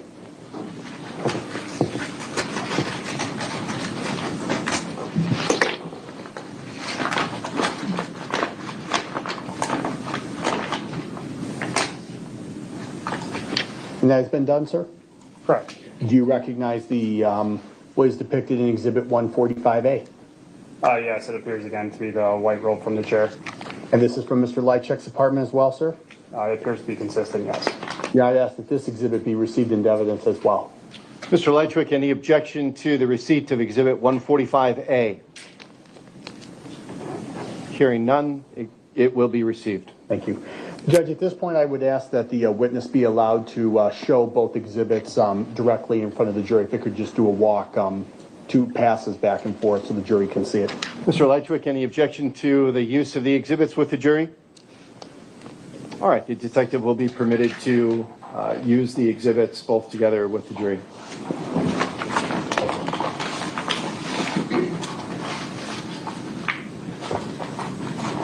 And for clarity of the record, is that 145 that you have in your hand right now, sir? Correct. This is 145. Okay, thank you.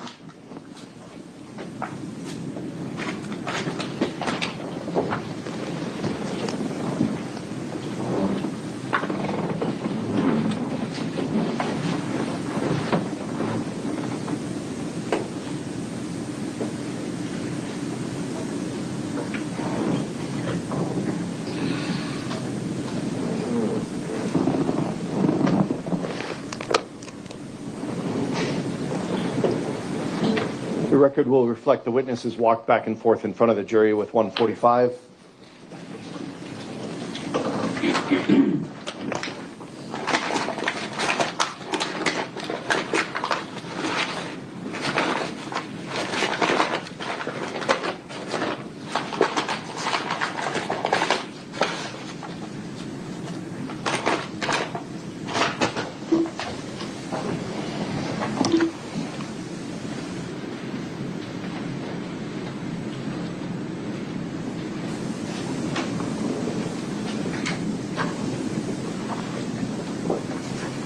It is very creaky and very loud with this witness, and I swear the state keeps dropping something.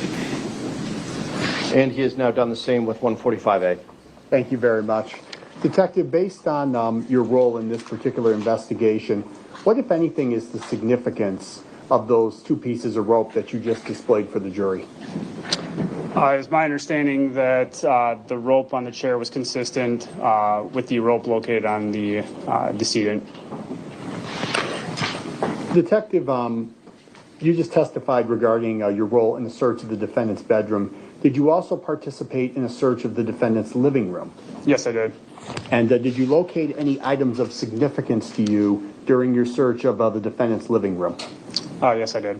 And can you please tell the jury what were those items that you located?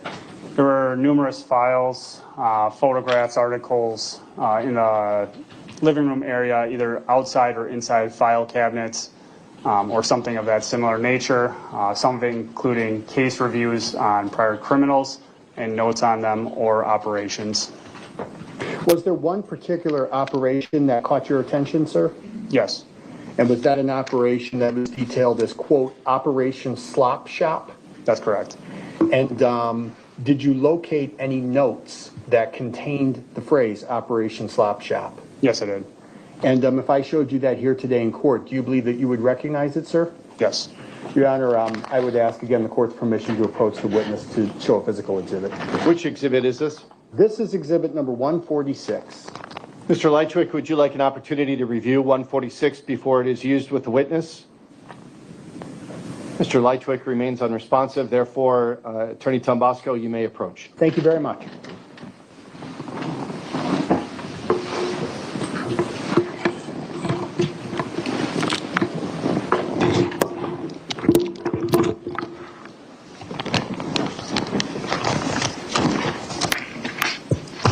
I will be shredding all my notebooks after trials from now on.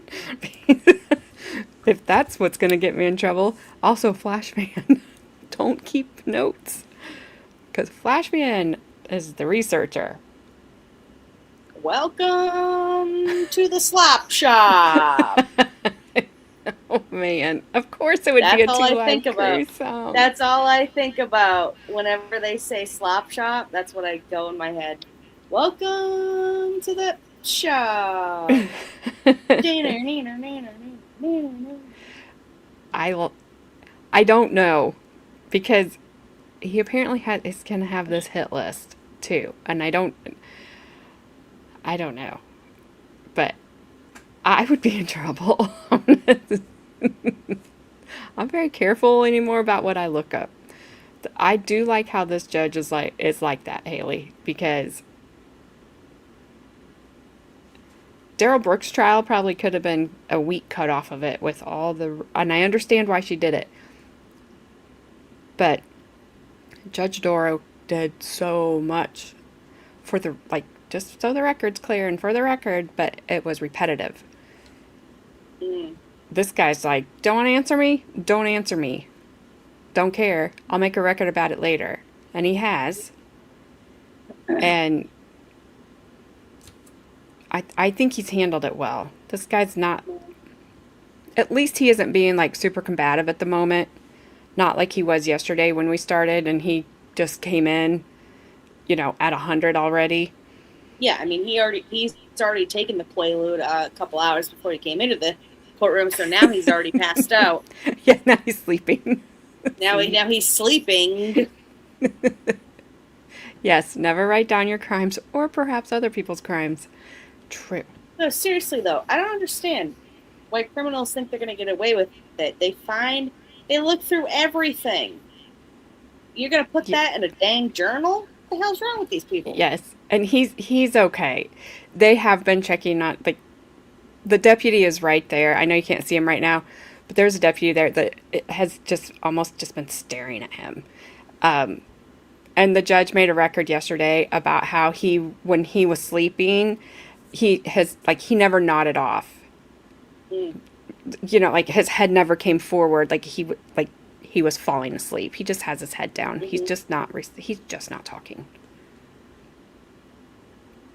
Yeah, I would hope so. Maybe he's just introducing the evidence and then somebody else will come.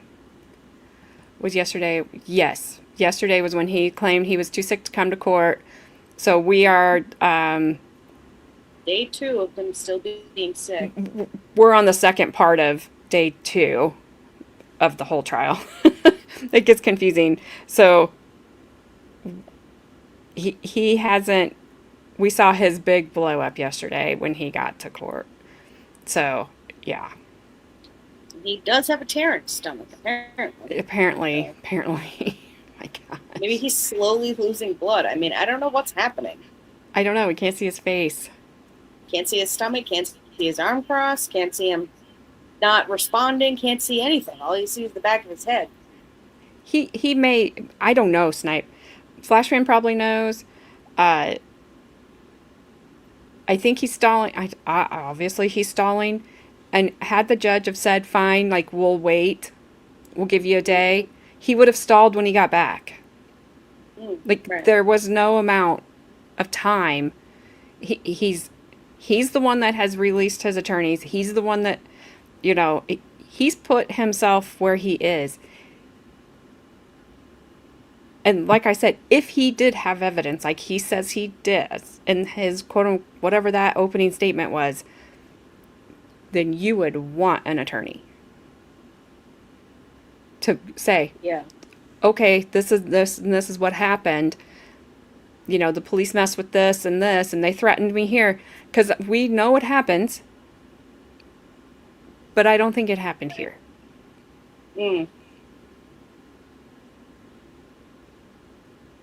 So, judge gave an end of shift nursing report last night. He needed to. I mean, that evidence could be worth something, so as long as they pair it with a lot of other evidence. Anyone could have bought the exact same kind of rope, true. But there's a lot of good ones out there too. So he got rid of one 4 days before the trial started, and he got rid of, I know he had at least two before his trial started. I don't think he wanted them. His argument has been he doesn't understand, and this is a travesty. That's his argument. And I don't know if he thought he would just be like, well, I don't understand, and he'd be his own, reason for appeal. But I don't believe that's going to work that way. Don't know, because I'm not an attorney. Just in case you guys forgot. Also, not a juror. Or have I ever been? Yeah, there are some bad defense attorneys. Most of them have tons and tons of cases. I wouldn't want to have to rely on them, but we've seen some good ones on here. So I don't know. I would, at least if you have the evidence that you say you have, then you need to be able to have somebody that can present it. And he's not it. And he's not even trying right now. So that's where I'm frustrated with him. She did. Yep. My light's flashing. Yes, I'm in my haunted basement. Yeah, Lori. Imagine those two together. No thanks. All right, here we go. Back to the slop shop, or whatever he said. I know. I'm so glad. I couldn't do it.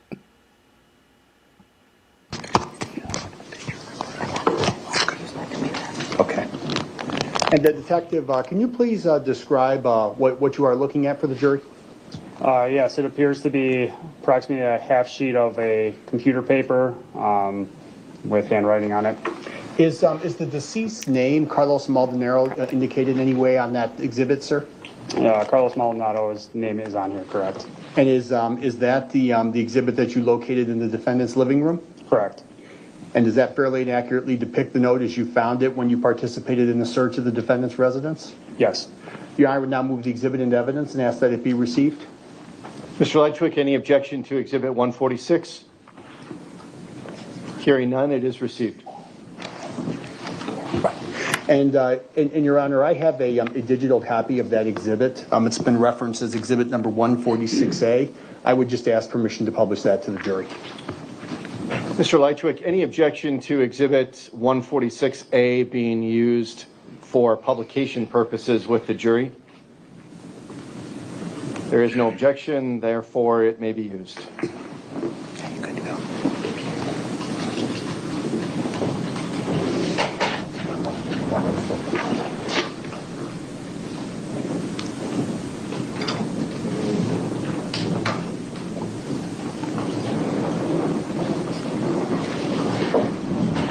Detective, is there any point on this exhibit where Mr. Maldonado is indicated as a threat? There's a Operation Slop Shower. It references him connected to subjects and threats. I believe it says something along the lines of operation. It's hard to read the last word. I see. And did you locate any other operation folders when you participated in the search of the defendant's living room? I did. And to your knowledge, did any of those operation those operation folders contain any information about any additional operations in reference to Operation Slop Shop? I believe they did, yes. Did one of the folders have an indication regarding whether the threats from Operation Slop Shop had been neutralized? I was made aware that there was reference to that, yes. That's all the questions I have, sir. Thank you. Hang on. Mr. Lychwick, do you have any cross-examination questions? All right, Mr. Lychwick is not acknowledging the court. Therefore, Detective, you may step down. Thank you. Okay, ladies and gentlemen, we are going to take our lunch break now at this time. I will have you report back to begin again at, let's say, 1:10. That gives us some time to go find lunch and have a break. We will see you then.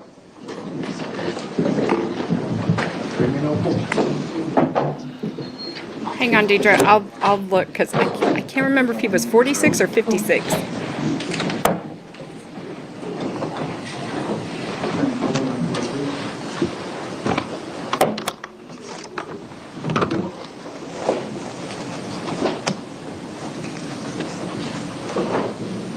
Ask him if he has ever owned a rope. He won't answer. 46. We are outside the presence of the jury. The court will make a further note that Mr. Lychwick continues to not participate in his defense. He is still in his wheelchair. For the last portion of the trial, he's been a little more slumped over, a little more slumped to the side. His head remains slightly forward. He is not nodding or outwardly appearing to fall asleep. The court noted several times during the testimony that he changed positions, that he's wiping his brow, that he's moving his arms, and including one of the times when the court asked if he had any objection to the introduction of some of the exhibits. The court was met with no response just moments after seeing the defendant moving, so it's clear the defendant is not sleeping. He is simply not participating in his defense. Any further record from the state before we break for lunch? No, thank you. Mr. Lychwick, anything else from you, sir? All right. Guess not. We will break for lunch, 1:10. Your Honor, would the court like me to bring the exhibits to the clerk as well then? Please. Yeah. I think we'll hear from him in a minute. They have not said, I don't believe they've said the motive. Yeah, his summaries are good. What's the furnace? I bet he's having nothing. The judge should order his eyelids taped open. It is a courtroom tantrum. It's been bad. All right. I think we may get a few minutes of fun from him after lunch, so give me a sec to get to the spot.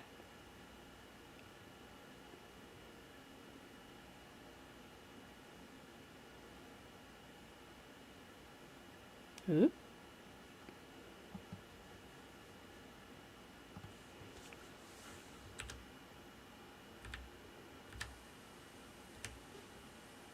Sometimes the judge doesn't come back on the... Lychwick, 24 CF 1881. Appearances, please. The state appears by Chelsea Thompson, and Dan Tombasco. Also at counsel table is Detective Ben Stern. Good afternoon. Mr. Lychwick is present again in person in custody. Good afternoon, Mr. Lychwick.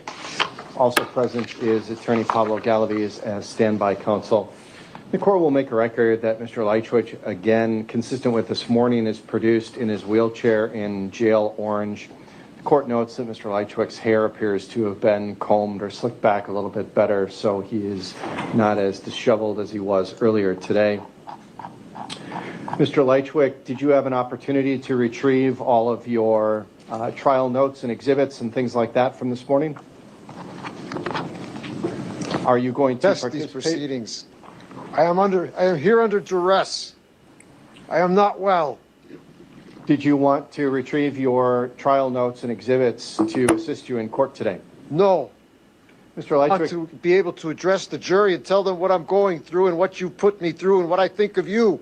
That will not be allowed, Mr. Lychwick. Mr. Lychwick, I've been advised by my deputy that you have something in your ears, like makeshift earplugs or something like that. Is that true?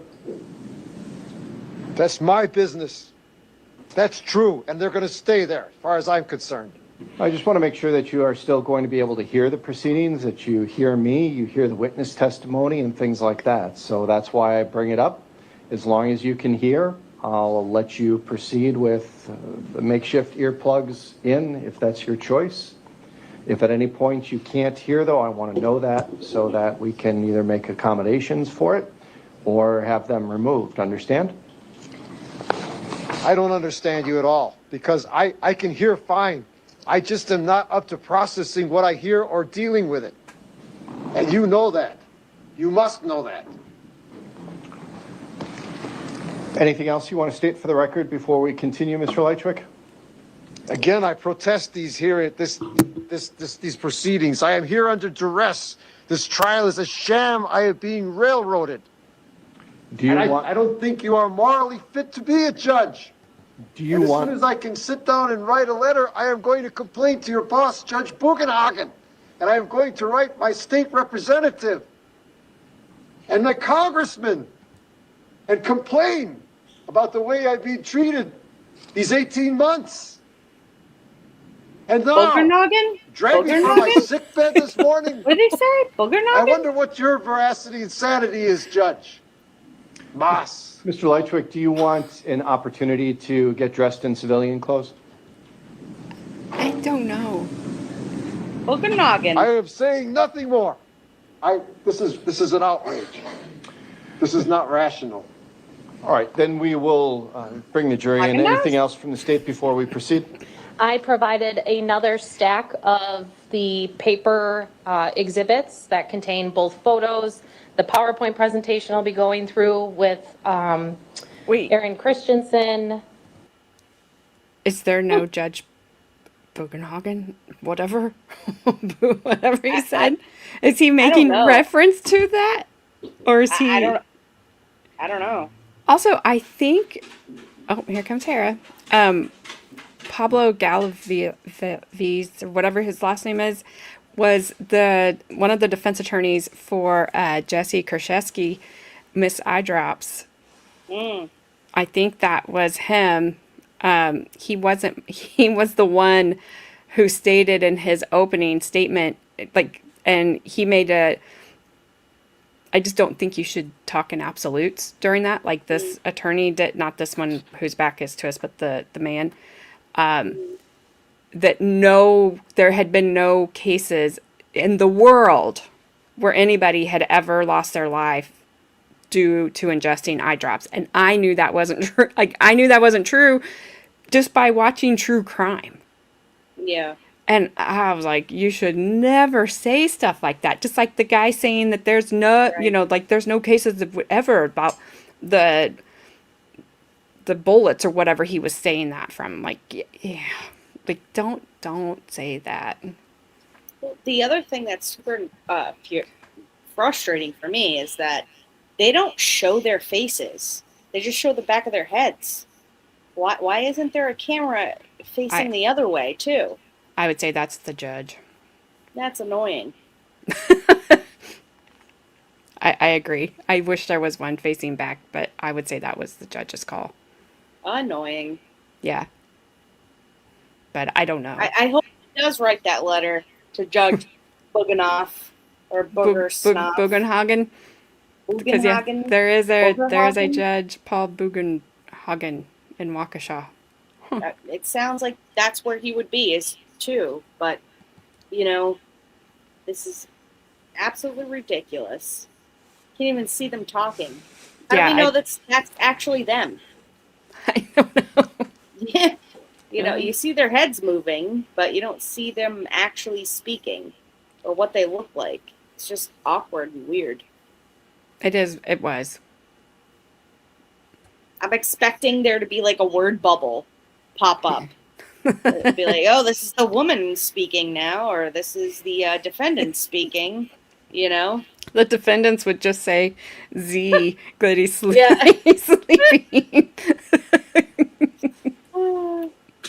Or it would be like, Z, and then it would be like, in parentheses, pretending to sleep. All right. She's a long witness. Okay. We spent too much time yakking today. All right, we'll get through her. It's a sham. This is a shame. It is. Yeah, this is an outrage. It's a sham. Yes, I would like it if they had green boxes around their heads. Like on Zoom, then you know who's talking. Okay, this is Specialist Aaron. I think it's Kristen. It's a woman, not AA Iran. But here we go. and any other documents or reports. They were all provided previously in discovery, but since he doesn't have that with him, he now has them to follow along if he so chooses.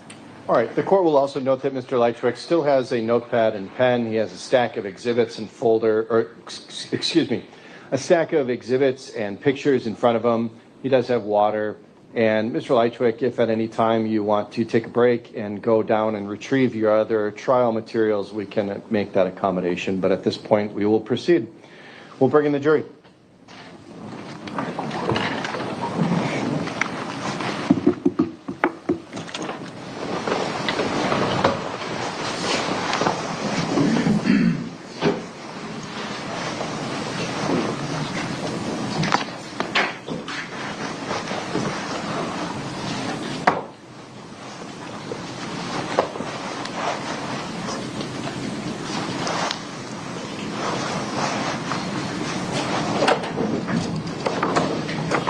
All rise for the jury.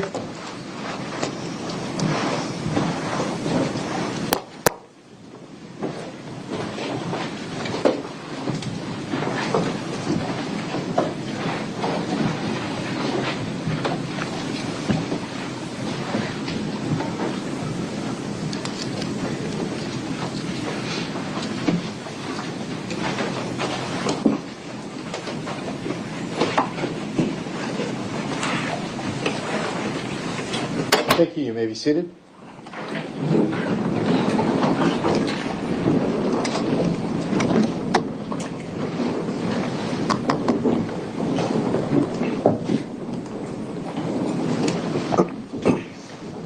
Welcome back, ladies and gentlemen. We are ready to continue with the evidence in this case. The state may call its next witness. Thank you. The state calls Aaron Christensen.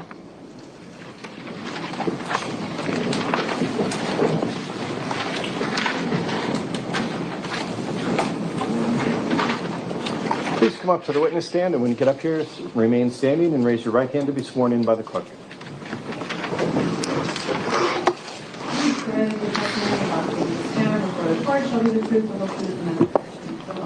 I do. Thank you. You may have a seat. Get yourself situated nice and close to the microphone and start by stating your name, spelling both your first and last for the record. My name is Erin Christensen. My first name spelling is Erin, E-R-I-N, Christensen, C-H-R-I-S-T-E-N-S-E-N. Specialist Christensen, how are you employed? I'm employed at the City of Waukesha Police Department. And as a specialist, you're also a sworn law enforcement officer in the state of Wisconsin, is that correct? Yes, I am. How long have you been with the City of Waukesha Police Department? In my 23rd year. And prior to becoming a specialist, were you a patrol officer? Yes. Okay. Prior to becoming a specialist, did you have any other roles within the City of Waukesha Police Department besides being the patrol officer? Yes, I was also a crime prevention specialist. Okay. Now, as in your current role as a specialist, is there a particular unit or type of work that you engage in? Yes, one of the things I do is I work with detectives who provide me records from that have usually a location information on them from different providers like cell phone companies, and I can then look through them and map them for the detectives for their cases. Okay. Now, you talked about receiving location records from a detective who's investigating a case. When detectives bring you that data, what kind of format are those records in or that data in? It depends on the phone company, but usually it is in a PDF or an Excel format, text format, just depends on the provider. Okay. And in analyzing these location records, how long have you been doing that? Since about 2015. And do you have to go through any kind of specialized training in order to know how to read these records and use the software that assists in reading these records? Yes, my first training was in 2015, and this was an introductory course. and it went over, at that time, telephone providers and like for cell phone companies, and went through how kind of the basic, the fundamentals of how it works for cell phone companies and usage, and how they then have different reports that they're logging in the background after people use them.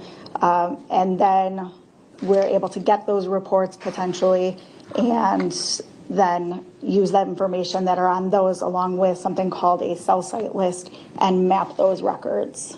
Are you familiar with the program CellHawk? Yes. And for the court reporter, is that CELLHAWK? Yes. Okay, what is CellHawk? CellHawk is the program that we use at our police department to map these records. Many of these records have hundreds, if not thousands, of points or lines that can be mapped with location information. So whereas I used to start by hand being able to do this, now with having so many records, we have this platform called CellHawk that I can upload these reports to that were given to me by the cellular company, and then that will put them into this platform and map them for me. When we're talking about cell phone providers, what are the major providers whose records you are having or seeing most consistently in your work? AT&T, T-Mobile, and Verizon. Okay. Do each of those providers keep generally the same kinds of information, just maybe in a different format, or have different retention periods? Yes, each of those do have different formats on those. Some have kind of names that are slightly different for different columns within a document, but overall they have a lot of the same type of information. And can CellHawk understand or account for the differences in the records depending on which provider gave us the records? Yes. Okay. Now, is CellHawk changing any of the data in the records that the detectives receive from the provider? No. Are you the one who, actually, no, sorry, strike that. Do you have to have any kind of specialized training, or do you have certification in using the CellHawk software? Yes, I did go to a class in 2018. That was 3 days. Also one in 2024 for 3 days. And I've received many other hours of instruction from them by like webinars or other training that I could sign up for. Those go over the same thing. Kind of, they always go, many of these classes go through the basics of this is what a cell company is, this is how you would map it if you were to do it by hand, these are the different documents that providers may give to you, and this is how you could map them, and then this is our program, and this is how you upload them, how you map them, and different ways to display them. Since 2015, can you give an estimate of how many cases that you've worked on where you've had to analyze these kinds of records? I would guess probably over 75. Okay.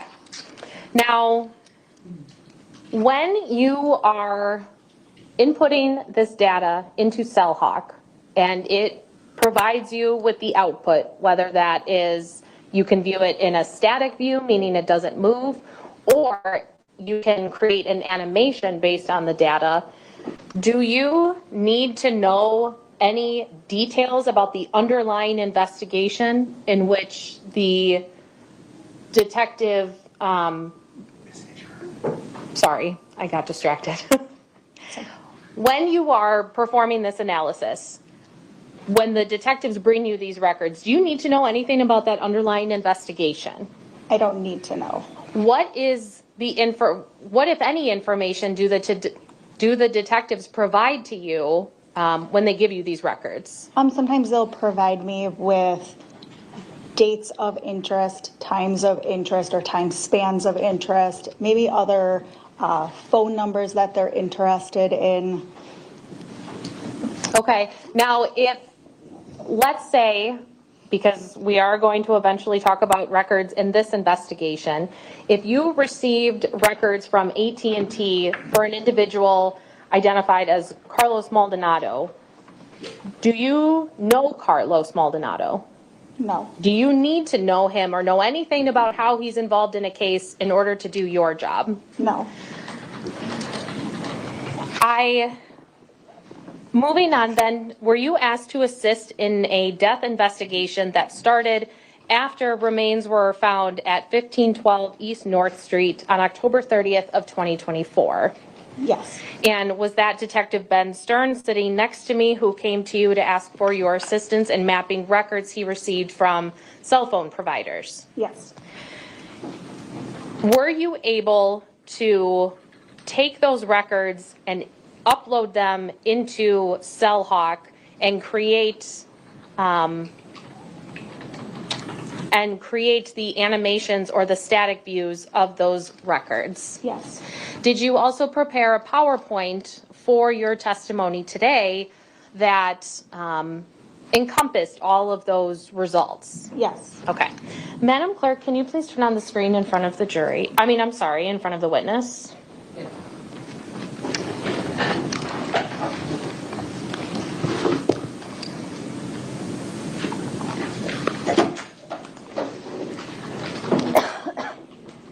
Okay, Specialist Christensen, do you see this on your screen in front of you? Yes. And I'm sorry, Madam Clerk, can you wipe the screen? Thank you. Okay, do you see the exhibit sticker in bottom right-hand corner, Exhibit 91? Yes. And I will briefly go through all 14 slides.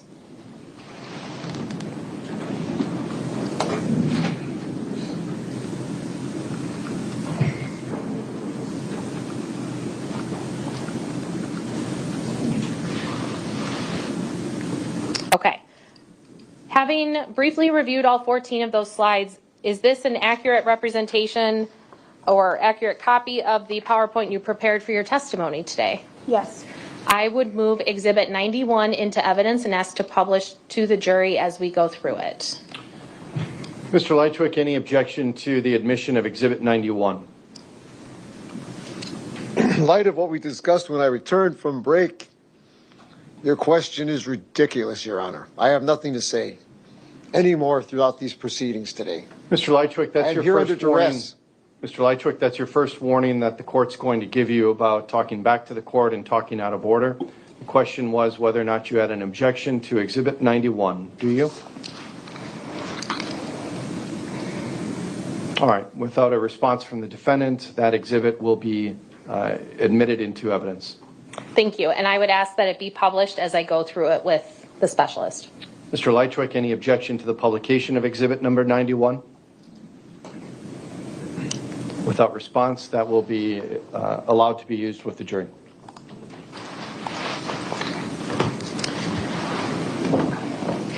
Specialist Christensen, when you are mapping out these records and you end up either having to testify in court or just continuing to assist in the investigation, have you prepared PowerPoints like this before? Yes. And in the beginning part of this PowerPoint, are there some general definitions or terms or explaining the methodology of historical location cell site analysis? Yes. Okay. Moving on to the second slide then, what method do you use to evaluate these records? I put 3 bullet points here. It's just letting you know that cell phone companies maintain databases that capture and store information related to the usage of each customer's cellular phone. The databases generate call detail records, which are also sometimes referred to as CDRs. What information is contained in the grouping of call detail records? The information can vary slightly, but for the most part, it's the date, the time, the duration, the called number, the calling number. They also capture the cell tower, the cell sector, or the cell site. Sometimes the antenna used. Is it fair to say then, when we're evaluating call detail records, those records are user activity on the phone, meaning someone is actually using the phone, which generates the call detail records? Not always. It could be, so it could be that it's voice, text, sometimes data, depending upon the provider and what records they're providing to me that is in the CDR. AT&T, their CDR contains voice document, a data document, and also an SMS document. Not all other providers do it the same way. Are you familiar with the phrase timing advance? Yes. What is timing advance? Timing advanced is specialized location information that the provider keeps for themselves to analyze their own network and how it's running. So what's the difference then between the timing advance data and CDRs? Timing advanced data is something that the cell provider uses internally to analyze how the network and the towers kind of react with each person's phone to know if they need to do anything else for maybe upgrading their equipment. And I'm sorry, I interrupted you. No, that I've been told. Now, that kind of data, the timing advance, is that the phone kind of working in the background even though someone might not actually be using their phone? Correct. Okay, so the phone is always connecting or looking for the strongest source or the best signal from that particular cell site. Do I have that right? Yeah, as anybody's sitting and has their phone on, your phone might not be getting calls or texts, but it's just sitting there, always analyzing the network and saying, if I'm going to work the best, which tower am I, or cell site, which one am I going to use right now if a call comes in so that call isn't dropped. And so you're able to make calls efficiently. Moving on then to the next slide, when we are talking about cell site analysis, what is the technology that these providers are using to gather this information, or how the phone is connecting to the cell site? So just on a real basic level, cell phones are pretty much radios, and these use radio frequencies to communicate. As it says that when they are on, they're always looking, constantly scanning the network and looking for the best signal. Typically the strongest and cleanest signal generally comes from the tower that is closest to the phone or the tower with the best line of sight, but not always. So typically it is using the best signal that it's evaluating constantly. Oh, I'm sorry. Yep, go ahead.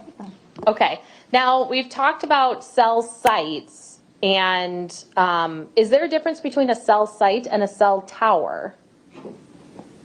They're typically the same thing. They can be referred to by different carriers and people. A cell tower can also be called a cell site. The reason being is cell towers typically are things that maybe if you're driving around, you see a tower that has antennas on it. These days, it's not necessarily on a tower. It could be in a church steeple. It could be on a water tower. They could be on the side of a building or on top of a building. So they're not necessarily a traditional tower always, but you might hear people talk about them in the same way. They might say cell tower or cell site, and they're probably talking about the same thing. Okay. Now, when we talk about a typical cell tower or cell site, is that, or does that involve the provider kind of splitting that up into different sectors? Yes. When you're analyzing cell site records, what do I mean by sector? When a provider will give us in their records a cell site that is used, and then that cell site, they give us what is called an azimuth, which is the center point of a sector. Cell sites are typically divided into, think of a pizza, into 3 equal parts, and each of those parts have different antennas within them those are the ones that are getting the signal and deciding the device and where it's connecting to it. And moving on to the next slide, there's a couple illustrations that will probably help us as we talk through what a sector is. So on the far right-hand side, that image, is that kind of the pizza shape or the pie shape that you were talking about? Yes. Okay. Now, that center point then, is that the azimuth that you were just talking about? No, not really. That's just showing you that, I mean, yes, that is the center point, but they will specifically give us the azimuth in degrees. So we know right away when we're looking at these documents that as you're dividing it up equally, each sector is about 120 degrees. So if they give us that middle point, I think another slide will talk a little bit more about that. But it's just showing you a tower here to give you an idea that there's 3 different sides of that tower to explain the pie theory, the pizza theory. And does each cell tower or cell site have a unique identifier assigned to them by the provider? Yes. Is that how we know which cell site is being used then by a device? Yes. And when you get when the detectives get all their returns back from the provider after obtaining a warrant from the court, do you also receive in those records a list of cell sites? Yes, I get it from there. Also, AT&T has us go to Endocac to get those records as well. Okay, and is that a... I explained it on another okay, thank one, you. if that helps. Just so that I get that spelling for the court reporter. Yes. Now, moving on to the next slide then, when we're talking about cell sectors, which are those individual pieces of that pizza, explain to me how this assists us in figuring out what a sector is and then how we'll eventually read it on a cell hawk map. Okay. So what I have on this slide is something that you will see on the static map that you will see in a little bit, and also the animated map. Typically, like I said, they're divided into sectors. So you will see the purple one that's on the left side or the blue one. Now, I want to let you know that wedge is something that I draw. I decide how far it is. That is not from the provider. So I don't necessarily have to have anything shaded. I could also have a larger shading. It's just from the tower, and that is saying that the phone is somewhere in the... What's up, Faker? Muffin Tops. That was... Oh, sugar plum. It scared me because all of a sudden everything started buffering. Tell me I'm the worst. She's not the worst. You weren't here one day and he came in and said you needed to shave your mustache. I don't have a mustache. I said I would pass it along. I forgot. So I'm doing it now. Well, I am Sicilian, so I can understand why he would say that. We are hairy fuckers. It's true. Even the women, we're hairy. It just happens. My cousin has to, wax her unibrow every couple of weeks. I mean, it just grows that way. She's younger than me too. Well, it's growing hair and you wouldn't think. So we are, thank you, Kristen. We are watching a trial that happened about a month ago in, what's up, Moni? In Wisconsin. This is the Kevin Lychwick trial. He is, thank you, Chastity. He is representing... I don't think that's the right name for this trial. No, I was thinking right there. Oh. Oh, gotcha. Okay. My bad. He's represented himself. He's accused of taking his neighbor's life and then concealing his body. It's in Waukesha, so we are in Daryl Brooks's part of the world. The judge is not putting up with this guy's not doing any sovereign citizen stuff. Yes, Conrad. Sorry, that's what Kevin likes to be called, Conrad, or as I thought he said, comrade. So he is representing himself today. He's not feeling well apparently, and he has been throwing a tantrum in court. He's not asking any questions when he does respond. Could my dogs have worse timing? He just got in trouble because he yelled at the judge. This woman is doing all the cell phone stuff right now, so it's kind of a drier witness, but that's basically, we're only on day 2 of it. So Moni, he's not good. All he can keep saying is that this is a travesty. He's being railroaded. He's got a rip in his stomach, apparently. Yeah. He has a rip in his stomach. He's sleeping. He is something. He's something. You're from Wisconsin and you haven't heard about this case. Well, buckle up, Buttercup. Good Lord. Chastity is a dancer on the finest establishments near the airport. Wow. Hey, good for you, Chastity. Get it, girl. She said, Baker, stop it. You know you took my job. You know what? You know what? He does that sometimes. He does that. He does have, you know, being from Sweden and all. I do. I don't have a horse in my basement. But she did just leave. That's what that noise was.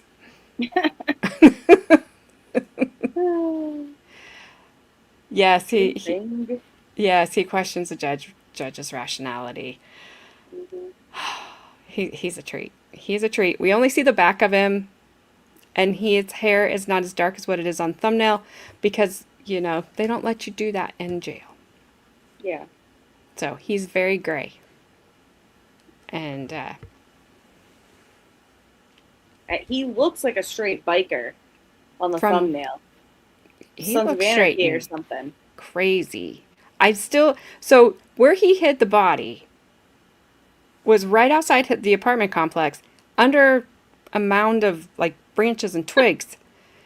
I just have not believing that he was there for 6 to 7 months. He disappeared in April. They found him in October. I'm sorry. I don't believe he was there all summer right there. No, I just don't. But I don't know where he was. You're not hiding something like that under some rock. No. And I don't have any evidence as of yet to say that he wasn't there. Yeah, he is not as aggravating. I wouldn't be doing this trial if he was, John Gary. No way.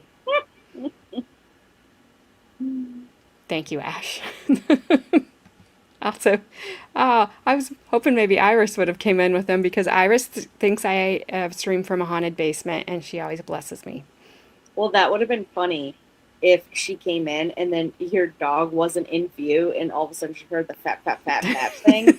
She'd been like, "Oh, Spiritu Santi!" Like she'd have been lighting all the Mary candles in her place for you. And my light starts flickering like it has been. She'd be like, "I told you it's haunted. Get out while you can."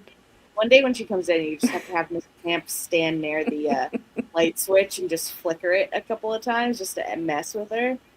It's not haunted. Ronnie's like, I'm gonna iron something in your honor to help you. I caught that too. Where am I? You are right here. You're in the Thunderdome, bitch. Just kidding.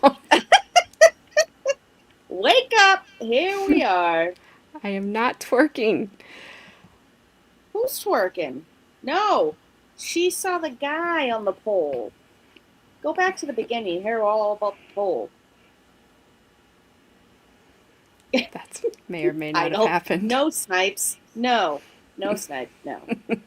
This is exactly what happened with Jeffrey from the beginning. Okay, so I know that wasn't much of a summary, but we have not seen much of this trial yet. Mm. My hands are right here. Yeah, I know. That's what I'm saying. Yeah. But now we only see the back of him. We just know he wears an extra small on the oranges. And the judge always says his arms are crossed. And his eyes are closed. Yeah. That's all we know. And he just is not answering. But he does want to talk to the jury and tell the jury what he thinks about this judge. And the judge said no. So this is, like I said, this is Cellbrite, whatever. What are they using? Cellhawk? Cellbrite and Cellhawk, I think. So she's just explaining all of it. Chop. That's all I know. Flop chop. That's the last witness. Drop. And yeah. It's really just that dry testimony of just please hurry up and get on with it. Cellhawk by Mike Hawk. What? Dang it. You know what? Whatever, whoever. Here she comes. She got me. I'm hitting play. All right. I didn't say it the first time. I just said it. Now I heard it. All right. She's laughing. She's like, got him. Gotcha. That sector, but it does not mean that it's within that shaded area.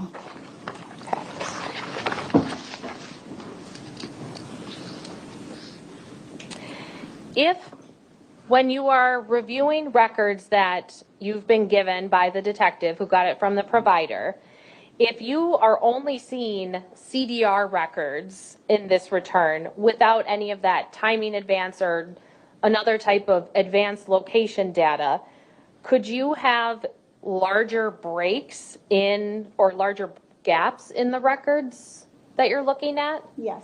And that doesn't necessarily mean that there's nothing there. It's just that type of information that would be in that gap was not received by the provider. Is that fair to say?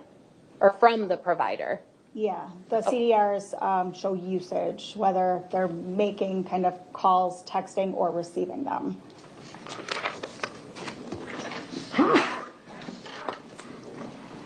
In looking at the next slide, which is slide 7, it looks like this is an example of the cell site and sector that we just kind of talked about in the last slide. This is just to get you an idea of it, how it would look on like an actual map. And then this shaded, actually no, you can't see it, but if we have the 3 sectors, that light shaded area within the circle around that center point, that's your shadowing. So you can see the direction in which that sector is facing. Is that fair to say? That's correct. Okay.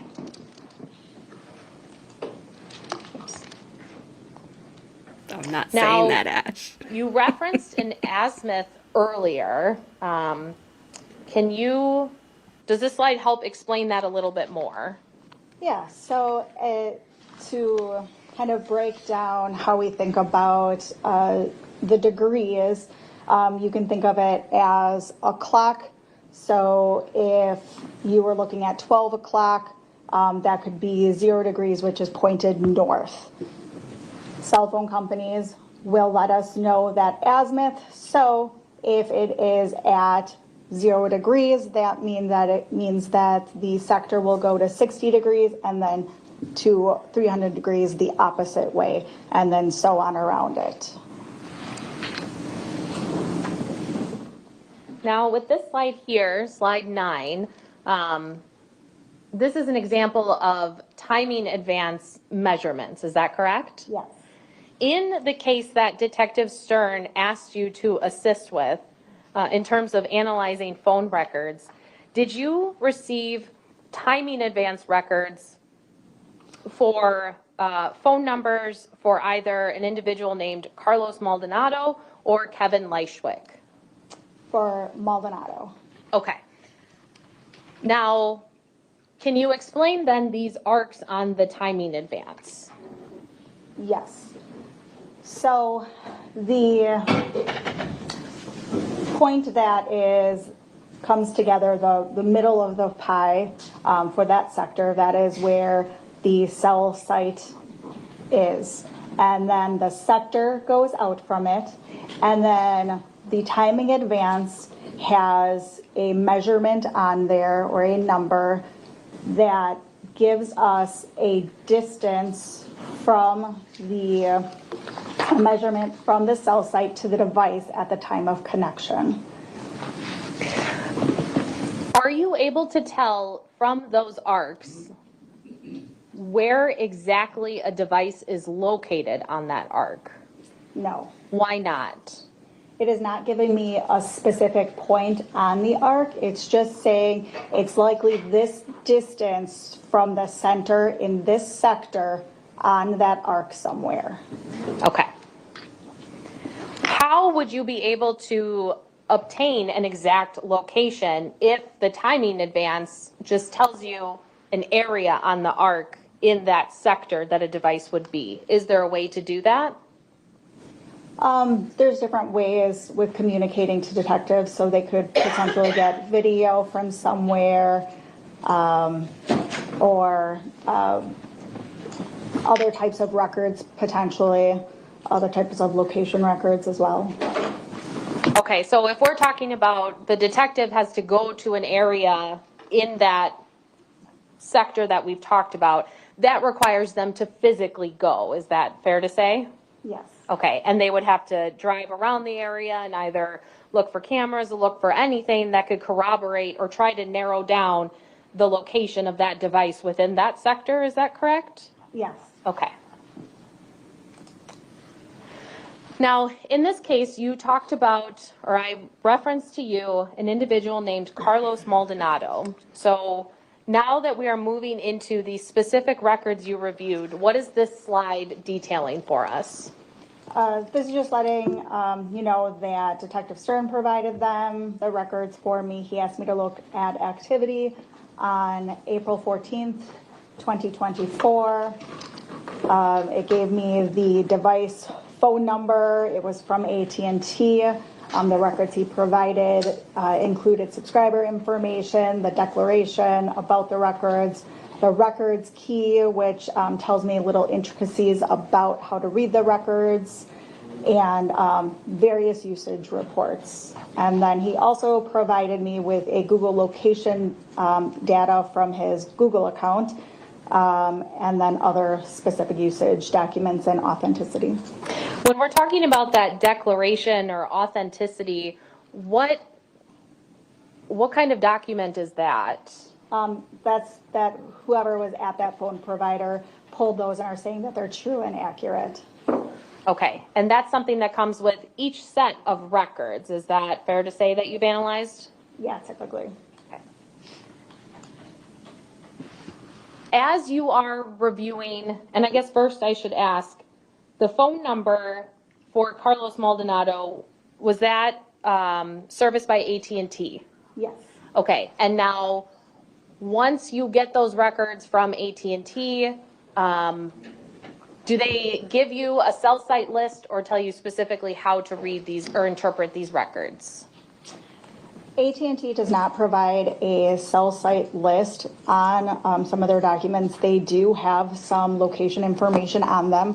However, the location information is specific to the time the report is run. So given that this case wasn't from about November of 2024, and we believed that the incident occurred in April, we were about 6 months that those tower locations would have been could have been different.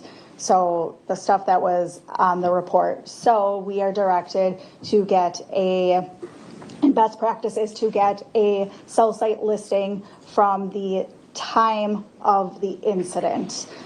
So usually it can be, the same month or a month right around it.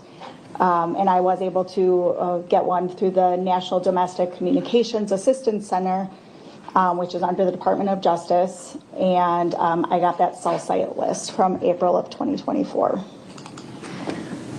Does each provider, when they return records, use Central Time, or are there different time zones that CellHawk can actually convert? They provide them in many times different time zones. So they could be in UTC, they could be in Eastern Time. Some providers provide them all in UTC. Some have different ones depending upon the document they give you. The nice thing about CellHawk is that when it ingests, I let it know I want it to convert the times to Central Time, which is the location of where our crime was. And then that way, all the records for all the different providers potentially are in a universal time. I'm not altering any documents, the original documents by any means. It is just a way to show consistently then the times now and where we are. And moving to the next slide then, what are we looking at here on slide 12? Here, this is just an overview of our area. Those orange circles are just cell sites for AT&T specifically. So those are all the different cell sites at that time in April of 2024 that are in the area. Those are not ones that are used by Maldonado. Those are just all that could have been used depending upon where somebody decided to go. Now, slide 13, is this a static view of timing advanced data and Google location history for Mr. Maldonado on April 14th of 2024? Yes, it also has the CDR information. And the CDR. Okay, thank you for correcting me. So are all of these, I guess, images that we see, all of these blue lines, and these are all sectors? Yes. Okay. And now on the next slide, when we see this animation, how is the jury supposed to be interpreting this? Because it looks like just a bunch of blue circles everywhere. Yeah, so this is just saying that this is his usage on those CDRs, so that could be his voice, his data, his SMS for that day, but it also is that report timing advance, so also information that is just running in the background of his phone when it connects to check for those the best signal. It should be noted that the static here, it'll show the sector for the timing advance, but it is not showing the arcs for it on the static one. You will see those in the next slide. It only worked with the animated at the time of this. Okay, and when we watch the animated, will it start with the same overview map that we're seeing now on this static slide? It will not. You will see it starting off in an area at one sector near 1512 East North Street, Waukesha. You can also see that on this map, kind of in the center of it, with that red marker. And then you can also see an orange marker in the Delafield area with that orange marker. And on this animation that we're about to see, are you able to see a path of travel that the device associated with Mr. Maldonado took to that Home Depot in Delafield and then come back to 1512 East North? Yes. Okay. So, I'm sorry. Roughly 8 a.m. to about 9:30. You'll see it using the cell sites in the area of 1512 East North Street. And then you'll start to see the sectors or cell sites start being used right in that area and then traveling kind of westbound towards the Delafield area around 9:40, 45 to about 10:30. It stays right in that area of Delafield by Home Depot. And shortly after, around 10:35, you'll start seeing the cell sites and sectors start being used traveling eastbound, going back towards the Waukesha area. Moving on then to slide 14.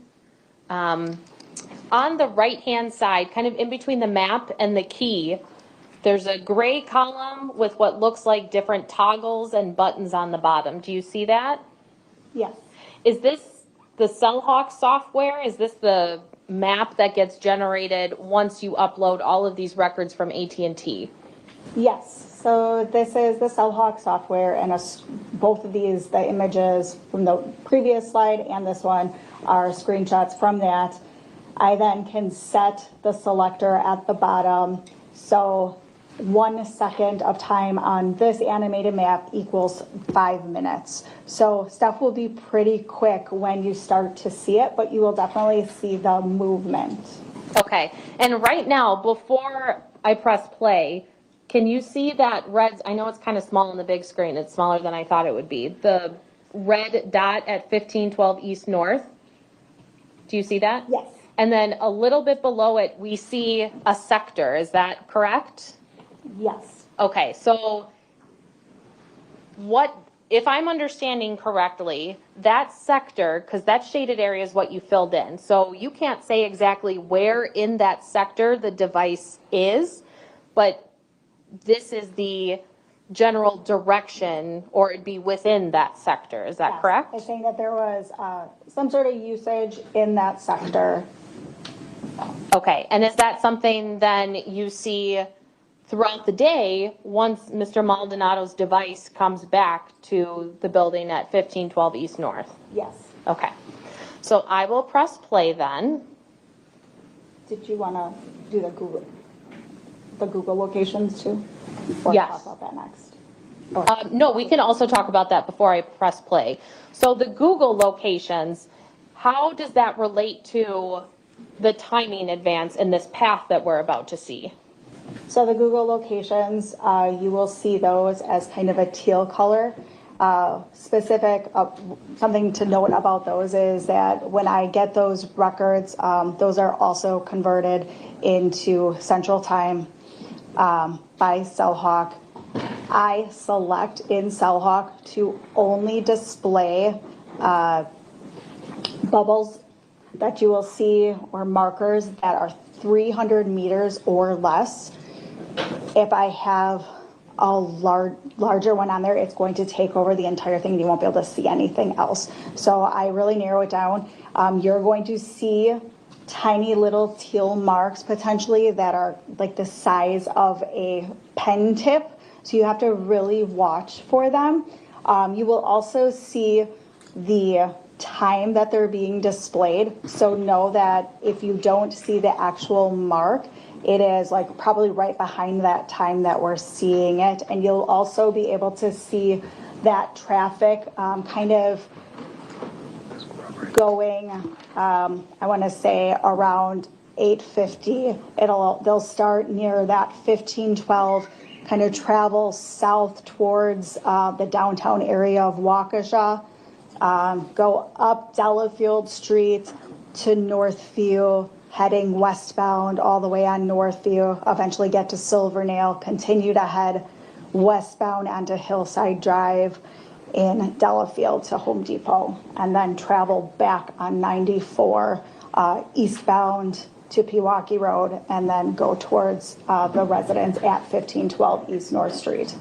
And when you're looking at the rest of the day on April 14th of 2024, once the device comes back to that sector, do you see any movement at all like you do when we see the device going to Delafield or the Brookfield area? No, it will predominantly uses the towers that are around the residence at 1512. What she's taking 20 years to say is his phone, Mr. Maldonado, who is the victim in this case, those going to Home Depot and coming back, he's alive then. Then he's not. After the 14th, nobody sees him again. until they find him in the woods. I don't know why it's taking so long to freaking say that. Just say, here's him traveling to Home Depot where we know he's alive. We have video of him there. Here's him coming back to the apartment. Then he doesn't make any more movement. Good. I'm saying. I mean, my gosh. I mean, good Lord. She's like, we went west, east, northwest, east on Antarctica Drive, and then we went northeast, west, north, 6 degrees south, and I'm like, is this woman even, how does she even retain that in her brain, first of all? Second of all, how many west, north, east, west, southwest did she even say? Never mind east side. Never mind east side. This woman knows exactly where the car was parked, the exact degrees the car was parked at, where the car was parked, what street it was on, how much the pressure tire was of the car. I mean, good Lord. Oh. She's the first one to know which way the car is pointing. No, seriously, she really is. Yeah. I always wanted. She kept saying, "Is that the sector?" I'm going, "What's the vector? What is it? What's the vector, Victor?" Yeah, exactly. What is this? She looks like she's about to sneeze. First of all, Miss Pause, or something else. I don't know, and it would take AJ, her 10 years. It, not me. You said it, not me. That Dazzler's here somewhere. He'll see it. It would take her 10 years to tell us who was on first. Yeah, no, seriously. She wouldn't even get who is on first. What's on second? Exactly. She wouldn't even understand that. She couldn't even comprehend it. Sniper. Ooh. Like, you see? I so much want to just go back. I don't even care what's happening right now, but I don't want anybody to miss anything that they want to see if they're just like hanging on this woman's every freaking word. Because I want to just go back. I want to just go and show them the defendant and his little tantrum because... Oh my God, please, just do it. Because it's hilarious. I mean, you gotta do it. See? I knew you'd have my back, Bad Dazzler. I'm saying nothing. Because I mean, she could have a wand behind her desk. See, he was right. He was right there with me.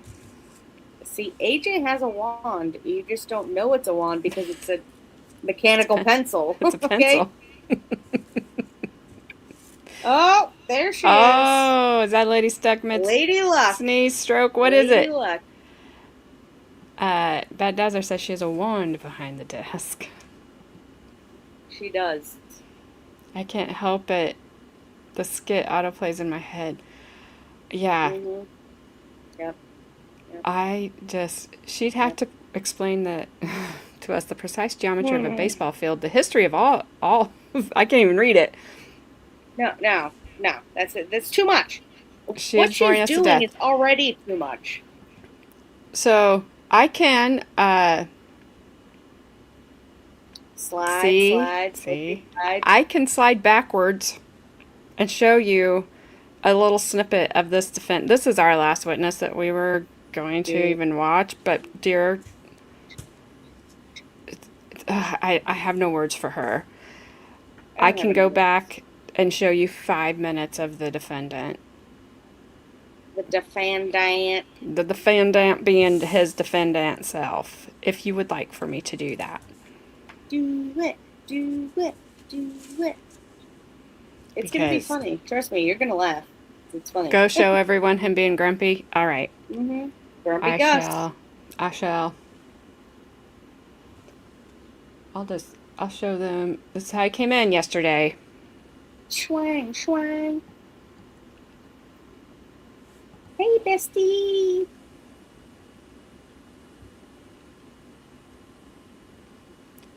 I'm not reading that again. Sell a Hawk by Micah Hawk. Yes, Sell a Hawk. Come on. Micah Hawk. What? Get your butt in there to this courtroom. Get it. I lied. Okay. He lied to me.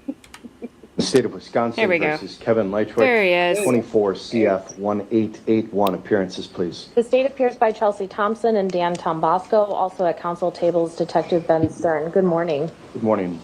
Mr. Lychwick, good morning, sir. Good morning, nothing, Your Honor. I'm not well, I need to lay down. Okay. I protest these proceedings. I'm being railroaded. I am not prepared to defend myself in this matter. Mr. Lychwick, we'll get to that in just one moment. Attorney You have Thompson. hamstringed me every attempt I've made to defend myself. You've denied me my rights of the disposal of tampered evidence and the dismissal of this case. It should never have come this far. Mr. Lychwick. I am not feeling well today. Mr. Lychwick, You have I will. dragged me here and brutalized me. Look at this. Look what they did to me.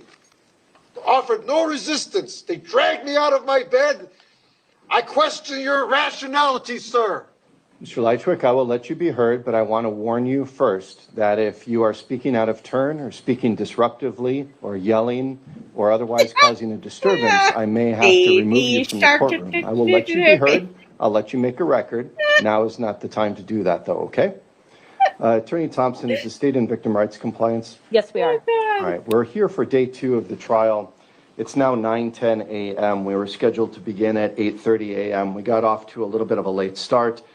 Earlier, the court was advised by my deputies that Mr. Lychwick was still in his cell. He was not dressed, and he was refusing to come to court. I had my deputies check with the jail staff to see whether Mr. Lychwick needed more time, whether he was going to voluntarily come up to court, or what the situation was. So we gave Mr. Lychwick about another 35 minutes or so while we explored some other options of how he could be produced for this trial if necessary. So Mr. Lychwick, what would you like to say about your condition today and your ability to proceed to trial? Well, thank you for letting me finally speak, Your Honor. Again, I reiterate what I first said when I entered here. I am not well today. I need to lay down and rest. Why is that? That is the utmost, that is the primary topic right now. Why do you feel that you need to lay down and rest? Because I'm sick. For one thing, I have a tear in my belly that needs to be repaired. And I refuse to take responsibility for the delays in the length of these proceedings because I needed medical attention. And you're saying I put it off. I did not. I did not receive the proper consultation. I wasn't even allowed to consult with another doctor before I had the last procedure done that I needed. And I have not received all the surgeries that I need. I again reiterate, I have a tear in my belly. That might be part of the cause. I am exhausted. How would you like to sleep for 18 months, Your Honor, a concrete slab, being starved, tortured with lights on you, 24 hours a day, guards harassing you when you're on the toilet, can't even shower in peace or sleep in peace. I can't take this anymore. Okay, Mr. Lychwick, you've made your record previously when the court has heard your concerns about your medical condition. We've taken testimony previously from the jail administrator. We've heard evidence from your treating physician. And the court has already made rulings about your condition leading up to the case, the previous delays in the case, and the readiness for trial this week. So that matter has already been settled. What I'm concerned about is your present condition today and why you think you have an inability to continue today, this morning. You're being harassing, Your Honor. I just told you, you're making repeat myself. That's harassing. I reiterate, I am exhausted and I am not well and I'm nauseous. I have a rip in my belly. What more do you want me to say, Your Honor? Okay. I don't mean to raise my voice. I am exasperated. I feel that I am not speaking to somebody who's rational at this point. I don't think you can, you're hearing what you want to hear. So at this point, you know, you're trying to make a fool out of me on top of it. I refuse to be part of this. You're railroading me, I say again. My constitutional rights and my 8th Amendment rights, for one, under the Constitution, are being violated. My human rights. Mr. Lychwick, I'm going to give you a few different, I understand, I'm going to give you a few different options. I'll let you know, though, that every one of those options leads to the same conclusion and endpoint, which is that the trial is going to continue today and will continue this week. So here are the options that I'm going to present to you. Number one, we can give you a little bit more time this morning to compose yourself, to do what you need to do, to get dressed into your suit that you were in yesterday, because I'll make a record that today you are in the jail orange and we produced you in a wheelchair. You've been handcuffed for the safety of everyone because we don't know what condition you're in or what your attitude was going to be. So I can give you more time to compose yourself, to get ready for trial this morning, maybe until about 10 a.m. That's another 45 minutes. You can freshen up. You can get dressed into your street clothes and resume the trial in the chair at counsel table with your legs secured to the floor like you were yesterday. So there's no outward sign that you're in custody. That's option number one. Option number two, if you're not going to refuse, or if you're going to refuse option number one, is we can keep you in the courtroom as you are now. You're going to be obviously in jail orange. You're obviously going to be in a wheelchair, and we can, I'll defer to my deputies, but we can likely make arrangements for just the leg shackle to be used. But then you are going to be viewed as in custody by the jury. We can give them a cautionary instruction to make sure that that's not used against you in any way. But again, as I said yesterday, efforts were undertaken to make sure the jury was aware that you are, or not aware that you are in custody. So that would certainly change today. That's option number two. Option number three is if you are going to be disruptive in court today, I may have you produced in one of the holding cells in the bullpen here. It's a white room. It doesn't have any outward signs, at least while it's displayed on video, that you would be in custody. I would give you the option to be in that room dressed in civilian clothing, or you could appear in your jail orange there. You would have all your materials there. We could still make arrangements for you to have access to standby counsel. If you want standby counsel to consult with you on anything, we could put you in a breakout room over video for that. And then you would participate in this trial by video. So you would be displayed on the video screens. The jury would see you on their screens. We would see and hear you. You could still make objections. You could still interject. You could still cross-examine witnesses just like you would if you were in the courtroom. That's option number three. Option number four is the most drastic option, really, Mr. Lychwick, and that is that if you refuse to participate and conduct yourself accordingly, I may have to have you removed from the courtroom and just not produced at all for your trial, in which case there is a way that the court could make findings that the trial would have to proceed with you in absentia. The reason why that is a very drastic remedy here and a drastic option, Mr. Lychwick, is because you are representing yourself. You would not have the benefit of an attorney continuing to represent your interests at trial if you are not here in person. You have standby counsel. I likely would not have Attorney Galaviz suddenly become your advocate counsel and advocate for you because you specifically wanted Attorney Galaviz to withdraw. You wanted to represent yourself. I took the colloquy of your waiver. I find that you are still competent to represent yourself. You asked good questions yesterday. You raised objections yesterday. You gave an opening statement. You're clearly qualified and competent to represent yourself. So I would not have Attorney Galaviz step in and represent your interests, which means that there just would be no presence by the defense. I don't want to exercise that option. That would be only in the event that you're unable to comport yourself and abide by my rules and abide by decorum in the court. So those are essentially your four options, Mr. Lychwick. Do you want time today until about 10 o'clock to get into civilian clothes, freshen up, get your materials up here into court, and continue with the trial? This is not rational. You haven't listened to a word I said, Your Honor.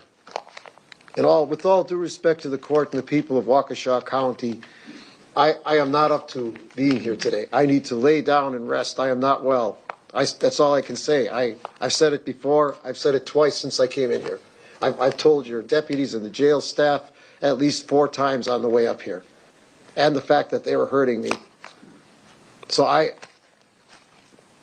not being heard. You're refusing to listen to me. What more can I do? Mr. Lychwick, I'll ask you again.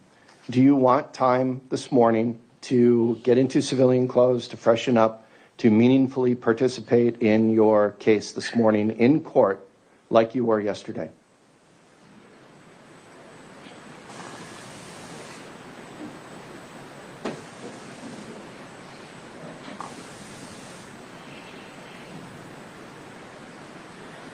Are you going to answer? I've tried to answer, you won't listen to me. Okay.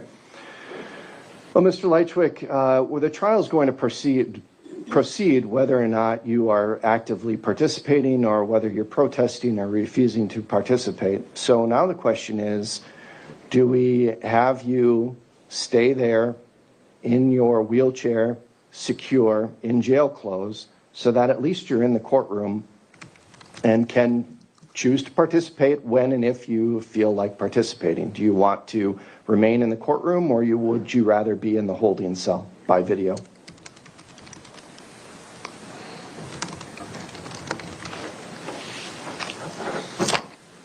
This is not rational. I've answered your question already 3 times. I don't know what else to say. I need to lay down, Your Honor. I need to go back to my cell and lay down. That's all I can tell you.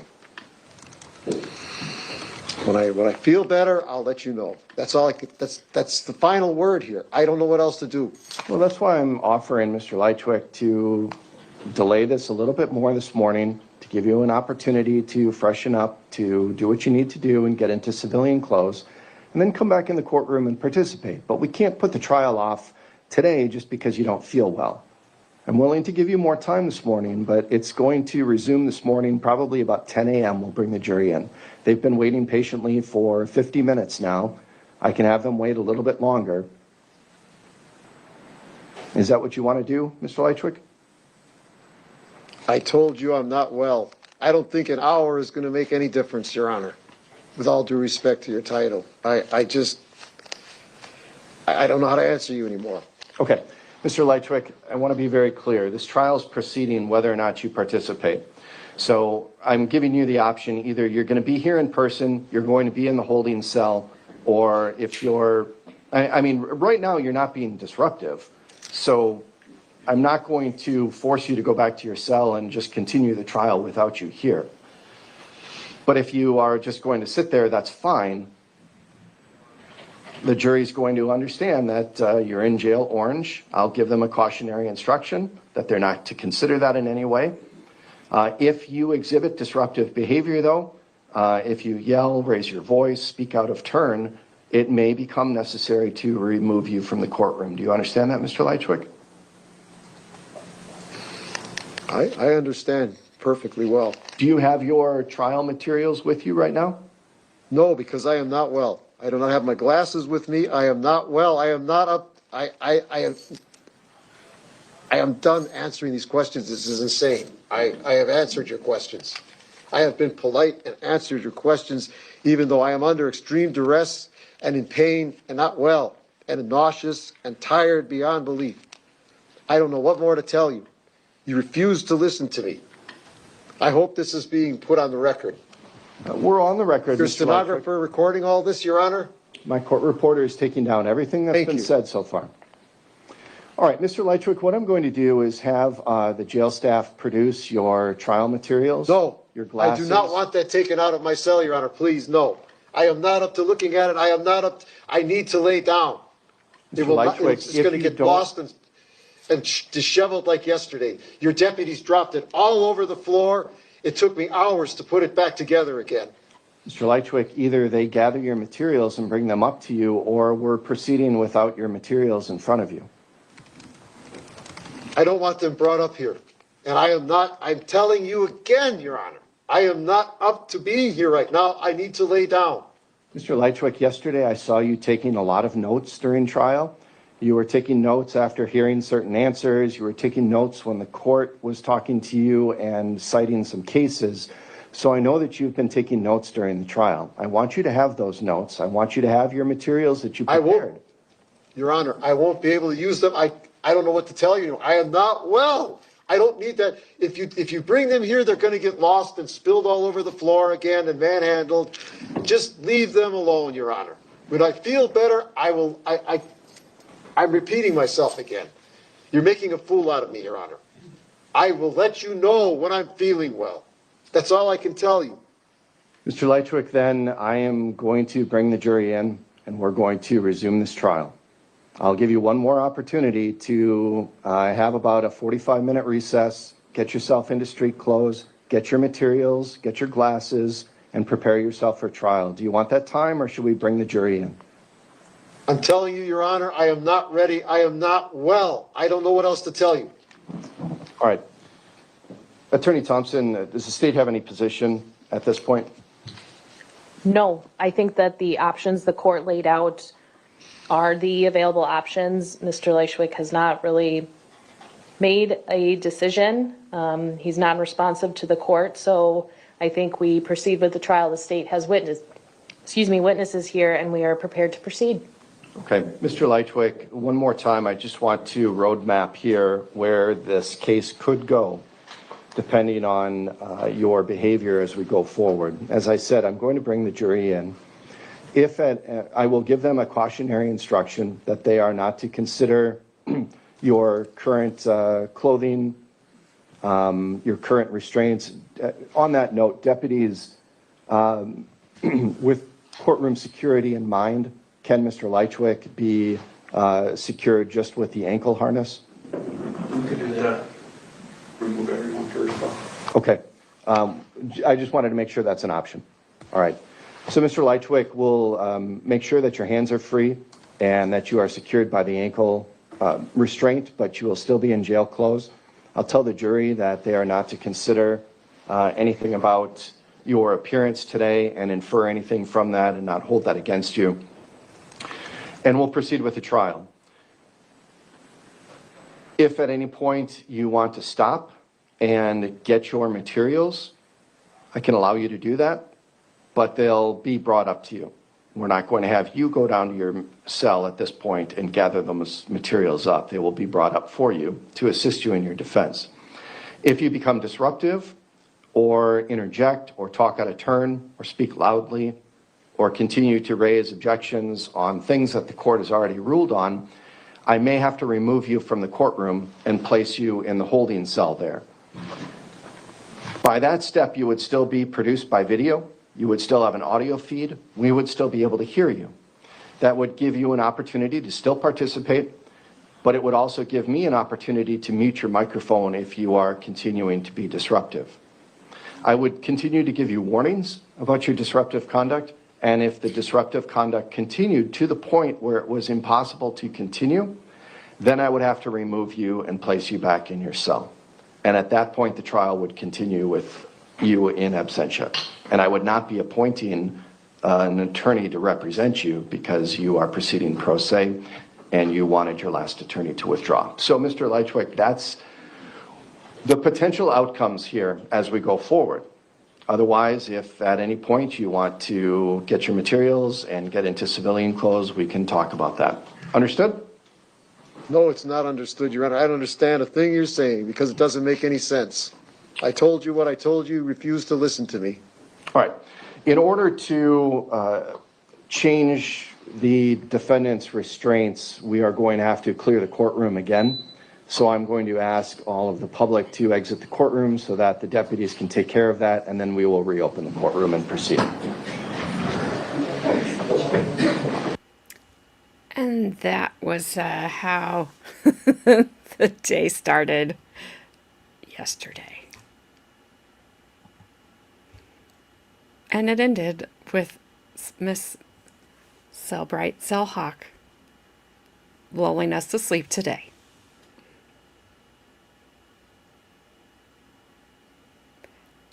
So far, what we saw, so we're on part 2 of day 2 for us.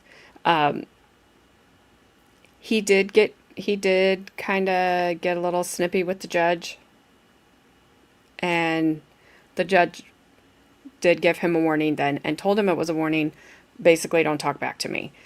Other than that, he's really just been not answering. He's been not responding. He's just been sitting there with his eyes closed. From what the judge is telling us, because we can't see his face. but he's not questioned anyone. He's not made any objections on anything. He's not done anything. He's not doing anything. So, well, one thing he has done is cross his arms. he's crossed his arms. I don't know. So, yeah, no, absolutely not. Your phone went to sleep for sure. Yeah, I like that the judge I like the records he's making, the summaries that he's giving after each break, at the end of each day, or at the end of each, can't say day, because after each break. He's made a good summary of what has been happening.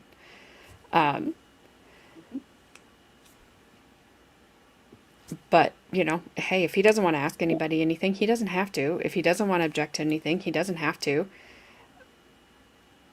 I thought he, with,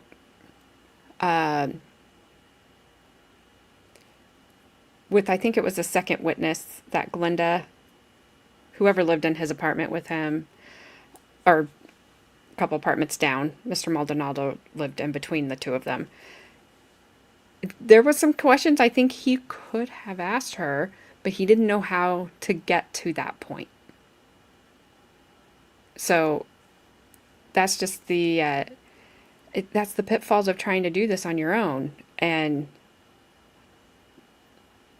I will say one thing in his defense. I don't know who his attorney was before the guy that's on standby now, and I can't remember. I don't want to say I think Galaviz is his last name. I don't want to say it wrong. I was not impressed with him during Jesse Krzyzewski's trial. However, well, that was the main lawyer from the one who did the opening statements in her trial. That was one that.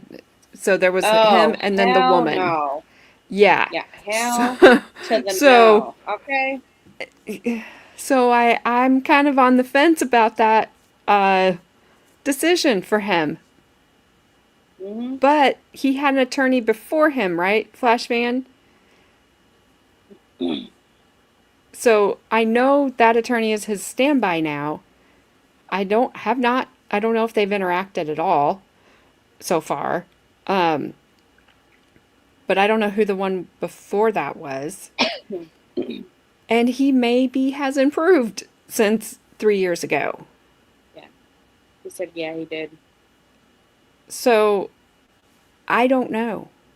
Well, all I want to know is what the guards found in his cell. Because when he said, no, I don't want them to go in my cell, all the papers are going to be on the floor.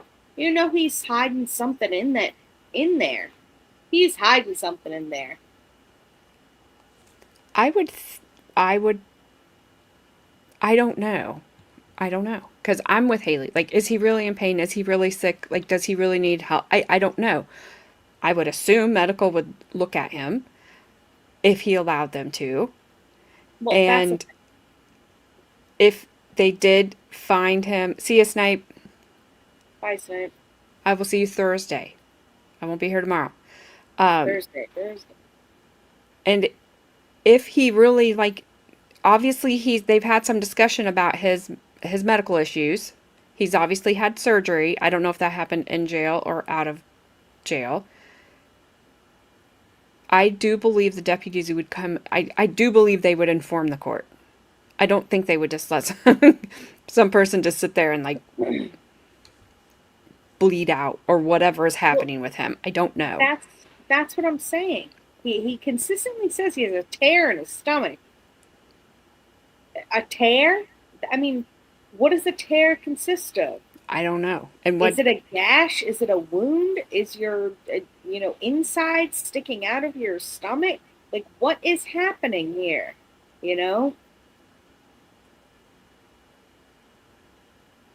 Well, not all guards are bad. Not all COs are bad. Because this person right here is one. And I promise you, she's not a bad one. And she's actually a very good one. So they're not all bad. And that what probably did freak you out, Carmen. Can you bring Matthew Moore to booking? I would have been like, what? Oh my Lord. I would have been like, excuse me, what? Like, that better not be that guy. Because we saw his trial and he, I would have been rightfully like, so, was found not guilty. I would have been like, not my poppy.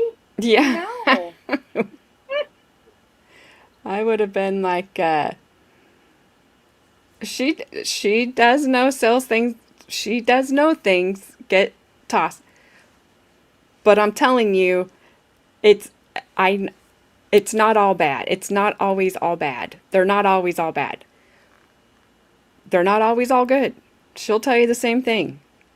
Right. She's worked in several facilities. So it's just like in every job. Not everyone's great. Not everyone's awful. Some people Right. are in between, and some people are on both ends of the spectrum there. So it's like, it just is. Exactly, Lonnie.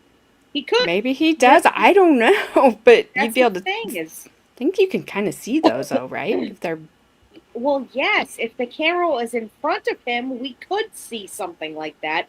But the camera is the back of him, so we can't see anything in the front of him. Unless he has a hernia in his back. And he stands up. I don't know how else to say it. I will tell you, she is a great CO. She has a great relationship with the people that are in custody at her facility.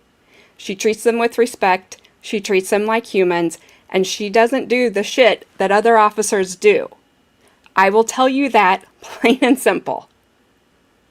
However, that being said, I will use it this way. There are good doctors, there are bad doctors. You don't want the bad one, and then there's everybody in between. But the bad one doesn't make all the rest of them bad, and the good one doesn't make the bad ones good. Right. So I don't know how else to explain it. And well, I'm not trying to get defensive. That's my daughter. So I apologize because I'm not trying to get defensive, but I will defend her because I have watched her do this job for decades and I know how good she is at it. And if she wasn't, her and I would have a lot of conversations. Right. And I'll defend her too. I've only known her for a couple of years. I haven't known her whole life. But the stories she has told me, the things that she has gone through, and let me just say, she was born for this type of job. She is proud to do this type of job. She is amazing at her job. There are obstacles in every type of law enforcement, firefighter, police officer, all kinds of jobs like that. And I will tell you, Carmen does the very best that she can.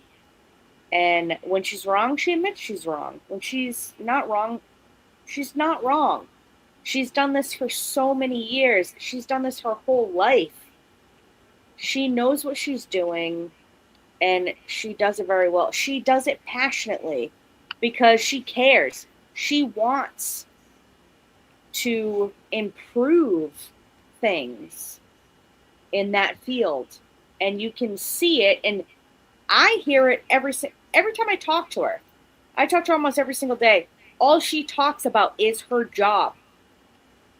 Period. Okay? I'm like, hey, Carmen, I had this ice cream the other day. She'd be like, yeah, well, listen to this story. This happened at my work, and this happened. Constantly talking about her job, how to improve things, how to do things better. There are good people and there are bad people. That's just the way the world works. Whether you believe that or not, it's the truth. okay? There are good cops, there are bad cops. There are good doctors, there are bad doctors. There are good teachers, there are bad teachers. There are good people, there are bad people. Period. That's it. That's how the world works. And And there's everything in between. exactly. And you can't just say that every corrections officer is a bad person, because that's not true. There are people who get into corrections, there are people who get into healthcare that really care about people, who want to help people. And guess what? Corrections officers are the same as healthcare people. They got into that. You don't just get into that field thinking you're going to get rich. Because if that's what you think is happening, it's the same thing with healthcare. If you think you're getting into healthcare to get rich, you're mental. It's never going to happen. That's not the way it works. You get into that field because you care about people and you care about taking care of people. And you want to make that field better because you care, guess what? About people. Period. That's it. Not every police officer is bad.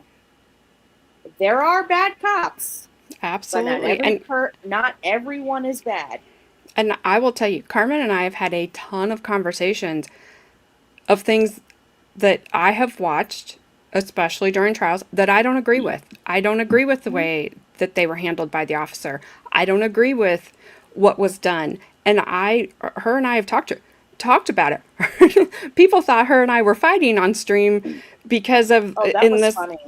I sent myself to my room that day. This whole trial that there was stuff going on with the police. I didn't like it. I didn't like it at all.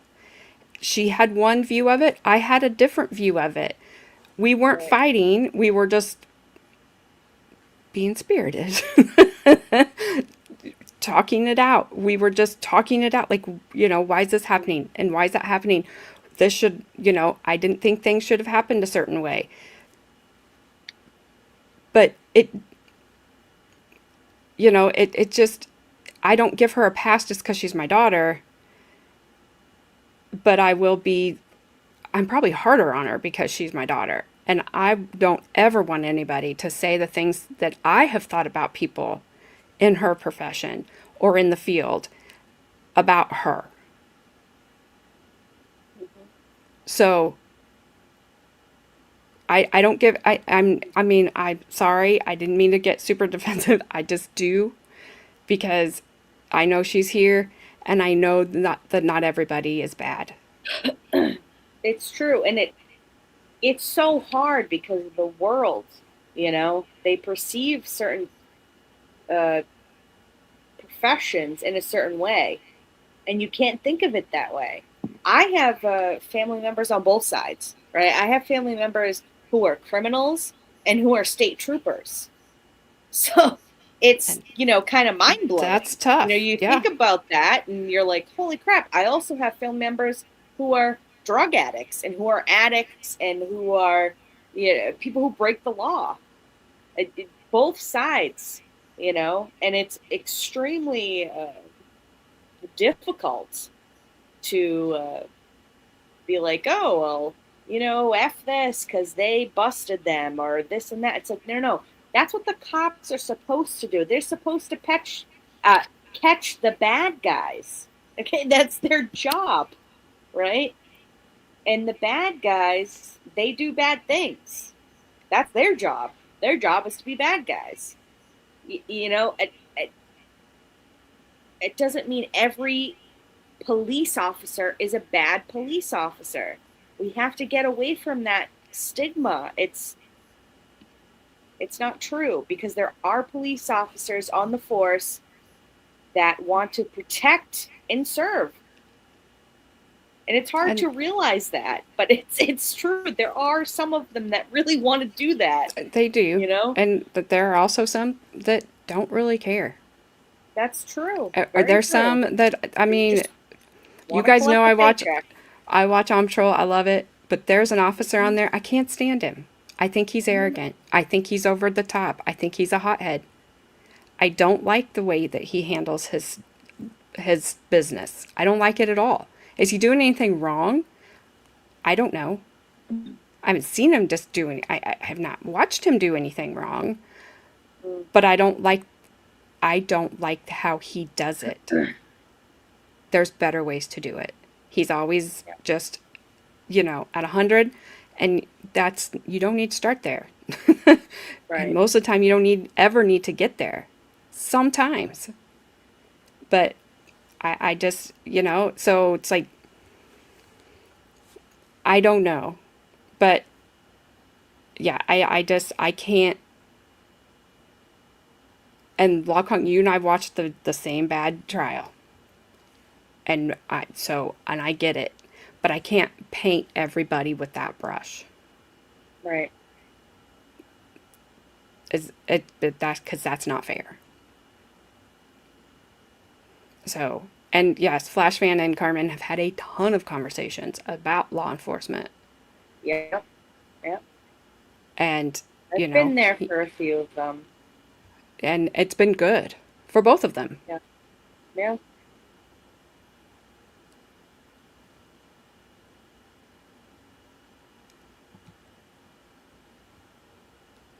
And he may be. Like, I don't know. Nobody knows. And yes, he is presumed innocent. And I generally will say that at the beginning of every trial that we watch. They're innocent. I've had people come in and just start saying bad things about a defendant, especially one where we're sitting here going, why is this person on trial? Yeah. I don't like that. I will say, we don't, have you been here? They may not have even been here for all the evidence. They may just popped in and made a comment. But it's like, I fully believe in that. I want everyone to have a fair trial. That would be nice too, though. A free trial. and that trial. includes the worst of the worst. Yeah. That includes the ones that we know are 100% guilty from the get-go. I want them to have the most fairest trial that they can get. So that means everyone gets one. Because everyone deserves one. Everyone's entitled to one. So I say that a lot, and I stand by that. I always say, especially when I was able to do live trials, just make it fair and just give us good evidence. Don't give us any of this crappy attorneys playing games. I don't want to see that. But I don't know. The trial last happened. They were like, "Yo, the handprint." Yeah, I mean, that was horrible. He had a twin. There was no physical evidence. The state didn't provide enough evidence, in my opinion, to presume this man guilty. That was insane. That whole trial, I was like holding my head. Like, this is what they consider evidence? Like, there's no rough. DNA, there's no nothing, there's no weapon. Like, it was ridiculous, And I don't, I've struggled with that because I do think somebody could have dropped his papers. And I do think it could have happened on purpose. If he's being with them at all the way he's being with the judge, if he's being worse, I do think that could have happened. I'm not dismissing that part of his story at all. Yeah, like they messed with him and they picked up his paperwork and they just shoved it on the floor just to be an asshole. Yep, I'm like, not oops, 5-second rule, I dropped it on the floor. Yep, And, there goes all his paperwork that he put in order. It sucks. I'm not dismissing that part of his story. I've not even commented on it because I don't know. And it's, to me, it's... And nobody knows. Absolutely possible. And it may have been an accident. I'm I still not don't know. what the tear in the stomach means. I don't know. physically means. And we joke about it, but it's like, I really want to know what the heck that means. Like, what is a tear in his stomach? Is he sitting there physically in pain? Like, you know what I mean? Like, we don't know. And I We're don't not getting know. shots of the front of him. We don't know what his face physically looks like. We don't know if he's super pale or if his eyes are sunken in. Like, we don't know what's going on physically. We can only see the back of his head. My only thing physically sucks. is if your stomach is hurting like that, if Right. I assume that'd be very painful. Yelling would make it worse. So, right. But I don't know. I'm not him. I don't know what his pain tolerance is. I don't like. I have no idea. Right.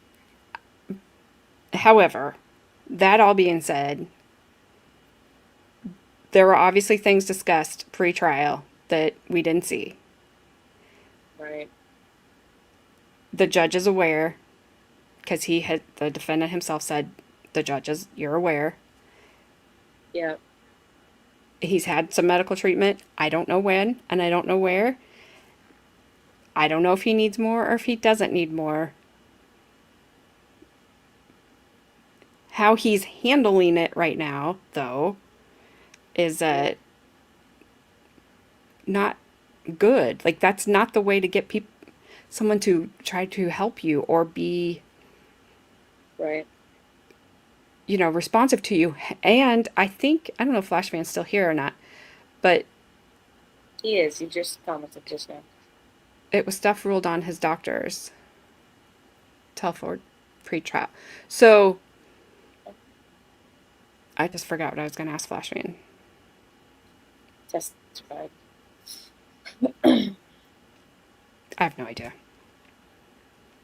I don't know what I was going to ask. Flashman, if I remember, I'll message you, because I don't remember. It just went right out of my head. My bun's too tight, told you. But I don't know. We make a lot of speculation here. Sometimes we just say things, we don't mean them. Of course. Especially when We're stuff all gets fucked up in the head. rough. It's just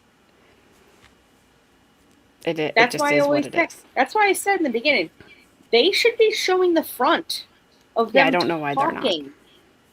That is super messing with my head.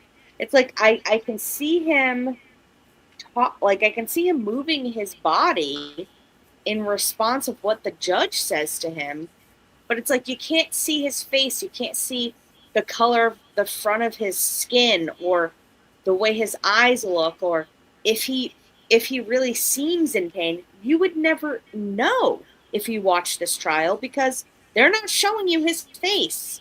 Right. He could very well be in extreme pain. And you would never know because you can't see. You can't see what's actually going on in the front. Flashman, I know what I was going to ask you. I'm ignoring Carmen. Did he delay? Other than his asking those attorneys to withdraw or fire, whatever he asked them to do, was there other delay tactics that he was using before the trial actually started? If you know, I don't know.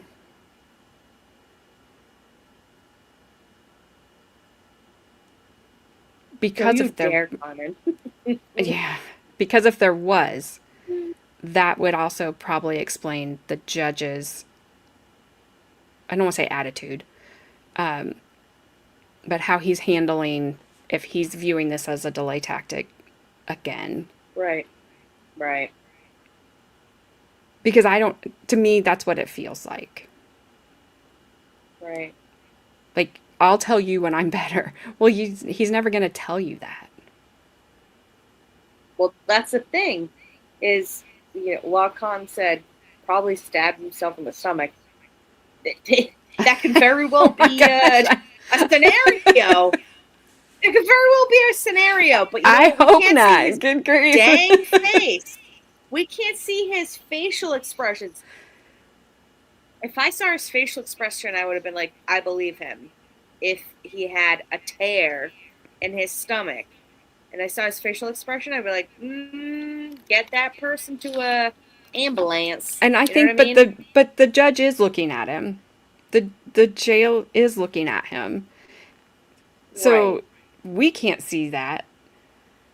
Or maybe Right, but he's freaked out I by his can't own belly. physically judge Yeah, it. we can't Maybe judge she's that. freaked out. Yeah, I Um, can't judge it because I can't see it. yeah, I think he may be reluctant to believe he's ill because it's just delaying. Like I said, he told the judge, "I'll tell you when I'm better." Well, the judge Right. doesn't It's have very that. Laurie Vallow, and I understand that.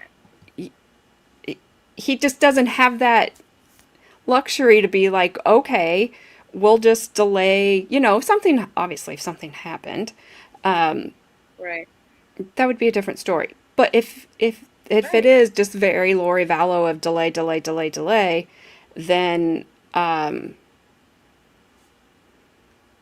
the judge can't just keep delaying it. Like, there's other people waiting to And have their I cases heard. completely understand that. And you know what? I wish they would have done that during the other psycho from Florida. It kept getting every friggin' lawyer in all of Oh, creation. Sarah Boone, good grief. Oh, Yeah, Lord. this I guy mean, went through two, and seriously. she went through everyone. She went through, like, what, 8, 9 I think she went lawyers? through Like, 9. it was crazy. Get it together, lady. I I mean, think they come were on. out. I mean, first of all, I'm sorry, but first of all, the judges should have just stopped that. They should have just been like, no, we're not doing this anymore. After, like, the 4th one? Come on. How many years was that thing delayed? Well, I think, Carmen, you may not even be aware of this case, but the case in Ohio with those 16 kids, I think they let the grandpa out. Like, I think they PR'd him because he has some major medical issues going on, and it would have, his issues alone would have bankrupted the county. Is Dang. That's so crazy. they were like, you're not, you're really not any danger to anybody. Like, go take care of your stuff. He was let out on medical furlough. Yeah, pretty much. So I don't know, but sorry to go off the rails here. Sorry, I got upset. I didn't mean to. Well, you weren't upset. You were just getting passionate about something because someone in your family who is a good person on that side works in that field. So you weren't upset. Yes, you and were just I'm. getting passionate about it, and I that's was. just the way it is. And I know I Lau don't Kong like- wasn't going after her in any way, No, I shape, or get it. form. Yeah. It's just hard for, when she's here. Like it. Well, it's hard when she's not here, but when she is here, then sorry, It's even harder. the mom But you part know of what? me comes out even more. So, you know. Well, I'll tell you, I have many family members in the Massachusetts State Trooper field, and probably most of all of them are complete idiots. You know, I'll completely admit that. They're all dumbass idiots. They should probably, be in jail at some point. And that's it. Yeah, that's true, Flash fan. And I can tell you, if anybody, Carmen and I will both tell you, the town next over, I'm not going to say the name of it, we think most of the cops there are corrupt. Like, Yeah. we really try There's not to no- go through there at all. A lot of people in here who came from Bakers, they know about the Massachusetts crap that's been going on. Absolutely. The state troopers, they're all corrupt. It's craziness over here. It's batshit crazy. So, it is what it is. Yep. But it's- Carmen, she's a good bird. She's a good She kid. is. Absolutely. She knows what she's doing. Thank you, Flash fan. I will be sleeping. So I will hopefully too. if you think about me, you think this. I was sleeping. That will be me. Good. So I will be back on Thursday. Gabby hopefully will be with me. Oh, hell yeah. And we will continue on. We're going to skip the rest of the Cellbrite stuff if y'all don't have a problem with that. And we'll get on with the next detective and start getting through this day 2, because it is a long one. So, Yep. yeah, you. Sometimes I get worried about you, Carmen, because you do that, and then that scares me. I mean, half the stuff Carmen does scare me. So. Oh, it scares me too. She's like, "Hey, I found this thing." I'm like, "Don't touch it. Back away slowly. You live in Texas. Anything could kill you. Move adjacent from it." I don't know where that is. Eye line. You can't go to Louisiana because, like, there's all south, like those southern states. She can't go to any of those. They've all got stuff. We have stuff here, like we have rattlesnakes. She'd pick, "Ooh, what's this? Why does he make this cool noise?" That's not how she talks, but that's it. That's all I got. Actually, after the weekend, it's great, Flash Fan. So don't worry about it. Yeah. I'm telling you, like, no rush. Do you, at all. boo-boo? So, all right. So we'll be back 6 p.m. Thursday. Continue on. We'll see what the rest of day 2 holds for us, because I can always tell when we're going to have either a little record of what has happened, or he's going to speak.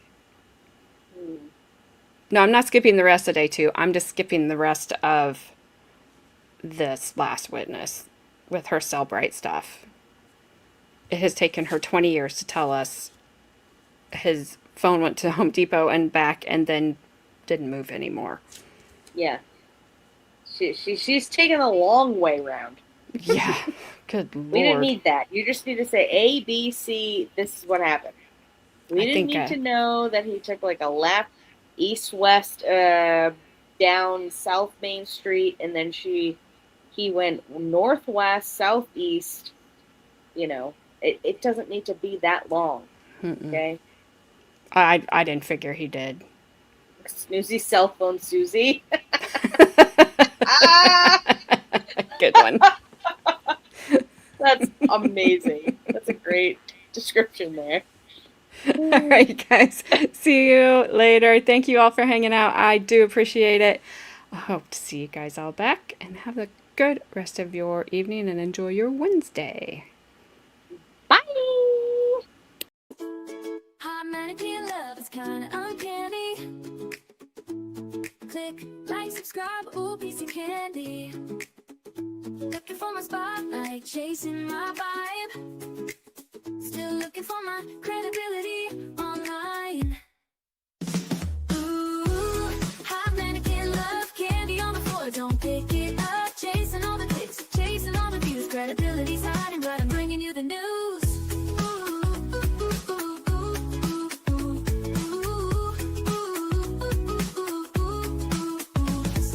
Every little scroll is a mystery, but you stuck around, watch the show with me. Laughs and chaos, that's how we roll. Drop a comment down below before you go.